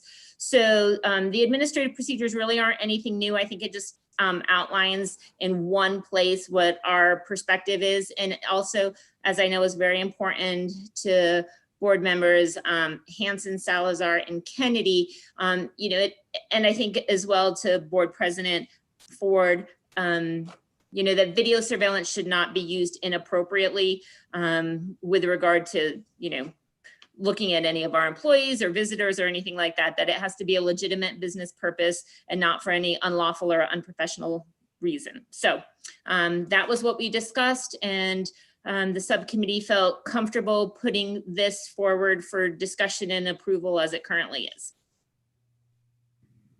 Thank you, Christina, for all of that work and the summary, and thank you to the committee as well. Any discussion from the board on this? I think it's probably fair to say that nobody wants us to use the video surveillance inappropriately.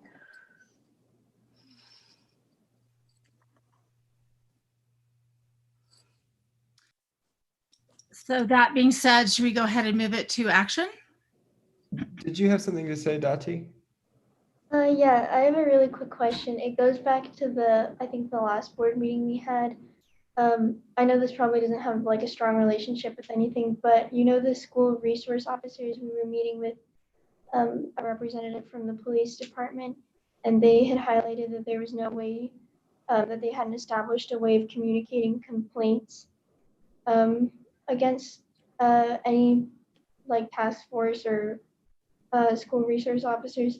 Was that able to be resolved? Did we come up with a resolution on that?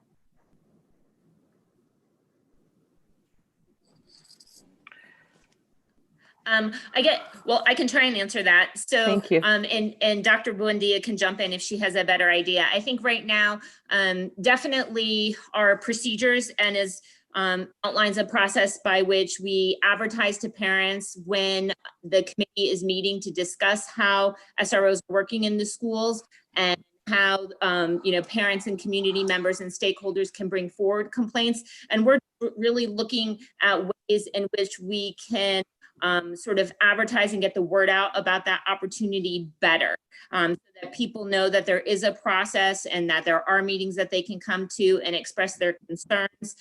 So I don't think we've come to an exact resolution yet, but we definitely have a lot of ideas as to how we can get that message better out to our community members, stakeholders, students, parents, community members, so that they can be more involved in those collaboration meetings and sort of oversight meetings to give their impressions as to how SROs are working in our buildings and with our students and our families. We have an exact resolution yet. And just, I didn't have an opportunity last time to be able to just, you know, articulate that it was quite challenging to bring the committee together with so many. And so we need to figure that out. It's, you know, and then there's been a lot of turnover even last year with personnel. So it is challenging to bring all those entities together, but we'll continue the effort and, you know, to further, I mean, there were a lot of commitments, but then it was really difficult to bring everybody back before the pandemic hit. So we absolutely need to continue the conversation and the work. Okay, yeah, thank you. Because I know that at the last meeting, it was said that there were very few complaints that were filed. But I also don't want the fact that there isn't an area to file a complaint or a specific way where I can like go to the West High website and click on a tab and complete a Google form or something. I don't want that to be an impediment to the fact that people cannot complain about whatever it is they're feeling. So I think you're absolutely right that forming that committee and bringing them back together would be the next step in that direction. I just wanted to clarify because I think I didn't really completely get that, but I'm glad that we're working towards more transparency. So thank you. Thank you, Dottie. Any other comments or discussion from board members?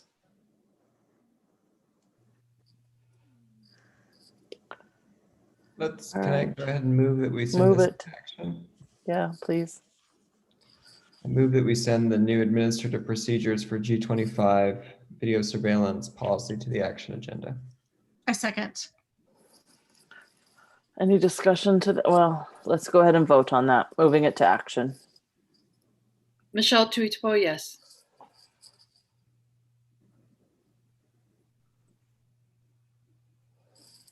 Mike?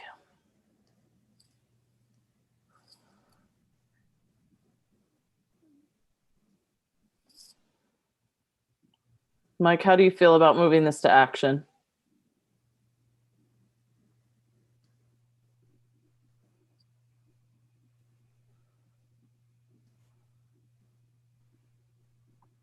Your sound's off. Yeah, it's just off.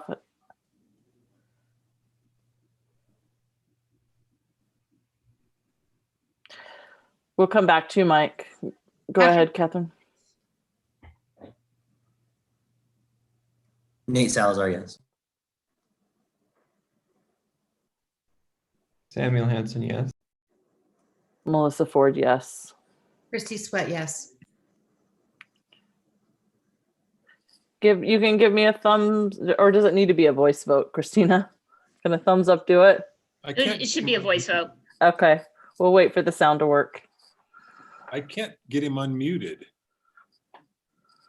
I mean, you definitely have enough votes at this point to move it to action, and we could just record his vote later. Can you hear us okay, Mike? A chat response? We'll get it by voice for us. If you're okay, we'll move it to action, and then you can vote when we get it to action. Just nod if that's okay with you, and we'll keep working on your sound.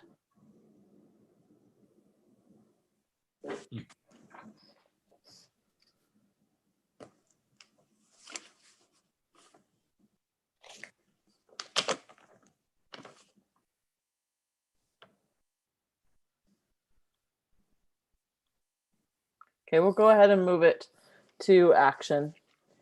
And we can, oh, there's your sound. I knew it would work as soon as I decided to move on. How do you feel about moving this to action? All right. Good. Remember, I am technology inhibited. Okay. Well, we got it. I knew that as soon as I called it and said was ready to move on, that things would work, and it does. So we're good. We'll move that to action. The last item on our discussion agenda is the superintendent search. And I have G26. The AP. There you go. Thank you. Thank you. I'm getting anxious. I'm sorry, Christina. So it's okay. Not to skip G26, the administrative procedures for interpretation and translation services. Settle down, Paulette. So this go ahead, Christina. Okay, so this was a policy that the board approved a while ago. It was at my recommendation that we created this policy given the number of languages spoken in our district by our stakeholders, including our families. And the Department of Education, specifically the Office for Civil Rights, has given a lot of attention to school district sort of mandates with regard to translating important documents for families and ensuring that families, regardless of the language that they speak, understand what is happening in the schools, especially as it relates to their students' education. So I really felt very strongly that we needed to have a board policy highlighting the interpretation and translation services available in the district that was compliant with federal law in this area. And I work closely with Dr. Buendia, who oversees the translation office. And so this is an administrative procedure that we feel very comfortable with, that is compliant, that will be a big change in the district as far as hopefully providing more access to our families and stakeholders. So, we feel good about it, and I believe the subcommittee felt good about it. And so we're putting it forth for approval in this format. Thank you, Christina, and thanks for recommending it and for your work on it. I think it's helpful. Thanks to the policy subcommittee. Good work. Any discussion to this from the board? I make a motion, we move it to action. There you go. Thanks, Mike. Do I have a second for that motion? Second. Okay. Mike's motion and Michelle second. Let's vote on it. Michelle Tuichbo, yes. Mike Demelka, yes. Catherine Kennedy, yes. Nate Salazar, yes. Samuel Hansen, yes. Melissa Ford, yes. Dee Sweat, yes. All right, move to action. We have 3 items on our action agenda, but before we do that, we'll address the last item on our discussion agenda, which is the superintendent search. Because we're late tonight, it's almost 10 o'clock, which means it's nearly midnight where our consultants are. I told them that I would go ahead and give you an update on where we are right now with the search, and they will be back at an upcoming meeting to consult with us. As you know, right now we're in the process of reaching out to all constituents of the district with a survey. And I'm going to just tell you where we're at with the survey as of this afternoon. The survey's gone out. We have received 415 English surveys. Of those 415, 101 are teachers. We have administrators doing 23 of the surveys, support staff 37, parents 236, students 3, non-parent community members 15. So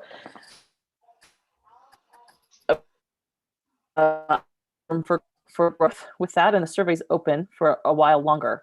So let's be promoting that survey. I know that Yandri's been putting it, it's on the front page of our district website. It's gone out with links to parents in emails, but we just need to maybe figure out strategies for getting more feedback on that survey. I also want to note that the surveys are currently available in the following languages, but we don't have any participants yet.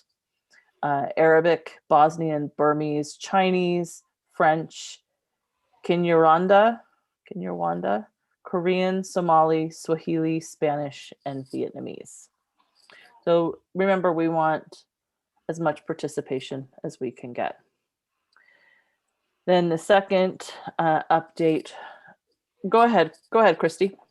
Melissa, I'm wondering if we could ask them or have the district, maybe with Sam, put that right on each school's website, you know, with a flag on it, because having it on the district website is great, but I think having it on the school website would be really important. Maybe we'll get more traction from there. I think that's great. And that's exactly what I want, is brainstorm how to get more out there. Go ahead, Dati. I don't know. For any students watching, I guess, you know, the number of students who have taken the survey is 3. So, you know, come on, take the survey. But also, are we able to email students directly or post it on Canvas? So the students have better access for that? Because right now, as I see it, it goes through either the school website on the Instagram page or from their parents. Is there a way to contact students directly using their school emails? Would that work? Could that go through Power School? Is Canvas easier? Tiffany, do you want to respond to that? Sam, I think you're listening too, but I mean, I know you're listening too, and it might be a Brian question, but I think we could push the link out in a Canvas announcement to all students. That would probably work from the district level. Yeah, we could push it out everywhere. Okay. I think that would be great. And then obviously, I think I would like more outreach to parents, another invitation to participate, and community as well. Sam, did you? I was just going to suggest that if we push out a message to students, I'd love it if we could just also say, you know, please fill out the survey, but you can also just contact us directly. Yeah, that would be even better. Contact us with their feedback directly, in addition to doing the 33 characteristics survey. So do them both. I think that's great. Always we're looking for feedback. All right. The next update I have is that we, part of our process was that over the next week and a half or so, in putting together a candidate profile for us, Ray and Associates will be reaching out to different stakeholders of the district. And they have a list of parent groups, district employees, and community groups that they'll be reaching out to interview for input into that process. And then they'll be coming back to us with a pretty robust candidate profile that's put together with all of that feedback. Does that sound? You've all seen the community groups. It was put together with feedback from all of you. It's fairly comprehensive and should be representative of all of our, hopefully, parents and district employees, as well as community groups. We want to be broad in our reach. Okay. Okay. And we do have a communication plan for getting this out. Thank you to Yandri. All right. And then the last item I have in this update is that one of the things we need to discuss for our for the job posting announcement is a salary. As you remember Molly saying when she was Molly and Mike were saying that what they'd like us to do is look at a number that we would want our salary offer to be, and with the wording that would be something like, depending on years of experience and qualifications, the board would like to offer the new superintendent a salary in the range of, with one number. And I'd like to recommend, with discussion from you really, is that the finance committee look at what they want that number to be, based on averages from around for just district superintendent salaries from around the Wasatch Front, and then come back. We'll bring it back to the board for discussion based on the Finance Committee's recommendation. Can I have discussion on that, or a thumbs up for that plan? Melissa, Go ahead, Christy.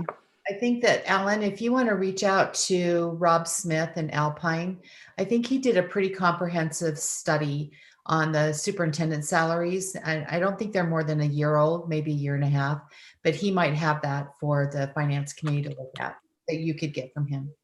I think, yeah, that would be great. That would be good information. And I, in an email that came from Ray and Associates, they put together some salary information that I'd love for the Finance Committee to look at as well.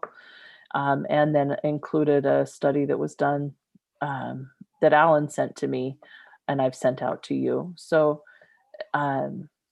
anyway, if the board is generally supportive, I'd ask the Finance Committee to just gather for a Zoom meeting and come up with a recommendation, and we'll have that on a future meeting. We're not in a time crunch for that necessarily. In the next month or so, we would need that. That sound fair? I'm seeing general support. Okay. All right. Thank you. Moving to the action agenda. The first, well, we can, as we've done before, just approve the action agenda in total, unless we want to discuss those items separately. They are adding a meeting starting at 5:30 on October 27th to our board meeting schedule, approving the administrative procedures for G25 and G26. I move that we accept the action agenda consisting of those items that President Ford just listed. Second. Okay, I have a motion and a second. Any discussion? All right, we'll go ahead and vote. Michelle Tuchpo, yes. Mike Namalka, yes. Catherine Kennedy, yes. Nate Salazar, yes. Samuel Hanson, yes. Melissa Ford, yes. Christy Sweat, yes. Okay, well, that concludes our action agenda. The last thing we have is our board member report if needed. Does anybody feel like they need to have anything pressing? Dottie. Sorry, I know it's getting late. But I wanted to tell you that last Wednesday, I had the opportunity to hold an independent youth town hall. And so this was several students from West High, East High, SLCSD, and Highland. And I'm really grateful for them for coming and speaking with me and telling me what they want me to say, because I think that's really important. And I'm really proud that I have the privilege of representing those voices. And so here are a couple of things I've heard and some things that I would like to suggest. One is that Salt Lake City School District open up a flu shot clinic working with the city. I know the city already has that in place, but if we can get it to where parents can drop off their kids at school grounds, like in the West High parking lot, and get their kids to have a flu shot, that will also be mitigating another potential crisis that is probably on the rise right now. And so if we can do that, that would be a great step. I know people don't want, I don't know how to say this, but I walked by the West High football game last time, and go Panthers, great job for winning. I'm really proud of you. But I also want everyone to be aware that there was no social distancing. And the minute that West High won, all the people who were in the stadium just like flooded the field. And so I want to make sure that what we're saying as a district is reflected in the actions that come down at a very localized level, because that's the only way that this crisis is going to be mitigated further. This is also, my next message is a message not to the board directly, but to any government officials that may be watching, hopefully there's someone from the state, the county, or the city who's watching this. For the county specifically, I would like to ask that they put forth a set of guidance for every single school district within the county and set forth a plan for how we can achieve this goal of getting to 5% and having all schools have a say in how to do that. Because right now I don't see a general plan coming from the county, and I don't see a focus on education as well. But that being said, this also requires direct community investment. So if the people in this community are unwilling to do the work, if we aren't willing to stay home, if we aren't willing to help others, then that won't fly. But I believe in the students that I represent, and I know you can do it. And I know at the beginning of September, we were at 8% and we were this close to getting to 5%. So I know you can do it. And so I'm asking the state government to step up. I'm asking the city and county to step up and to put forth guidance to guide myself and other students so that we don't feel like this is indefinite. I want to highlight that this is unsustainable. Online schooling is unsustainable. It's certainly not fun, and it is what it is. And I have no doubt that we are making the correct decision right now, because we cannot put more people at risk. The rate we're at is what, 14.5%. We're bordering on that. It's unacceptable. We can't go back right now. So what I want to ask is, how are we going to get to 5%? How are we going to get there? Where's the plan to get there as quickly as possible? Because the wait and see approach is working, but how long can we wait and see?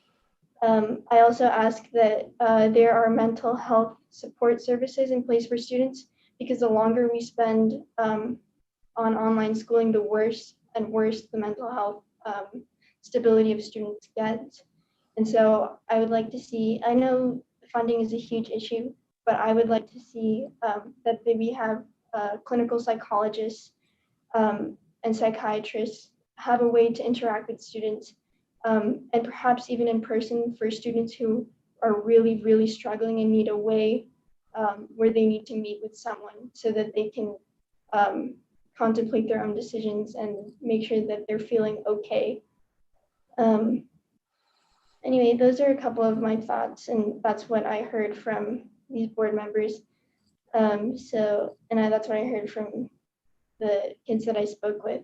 I also hope that we can make this youth town hall an official thing, because from what I saw, it worked really well. And I just want to let you know that students are excited, they're ready. They want to go back to school and they want to do it as safely as possible. And they're ready to listen, and they're really ready to give you their perspectives. So thank you.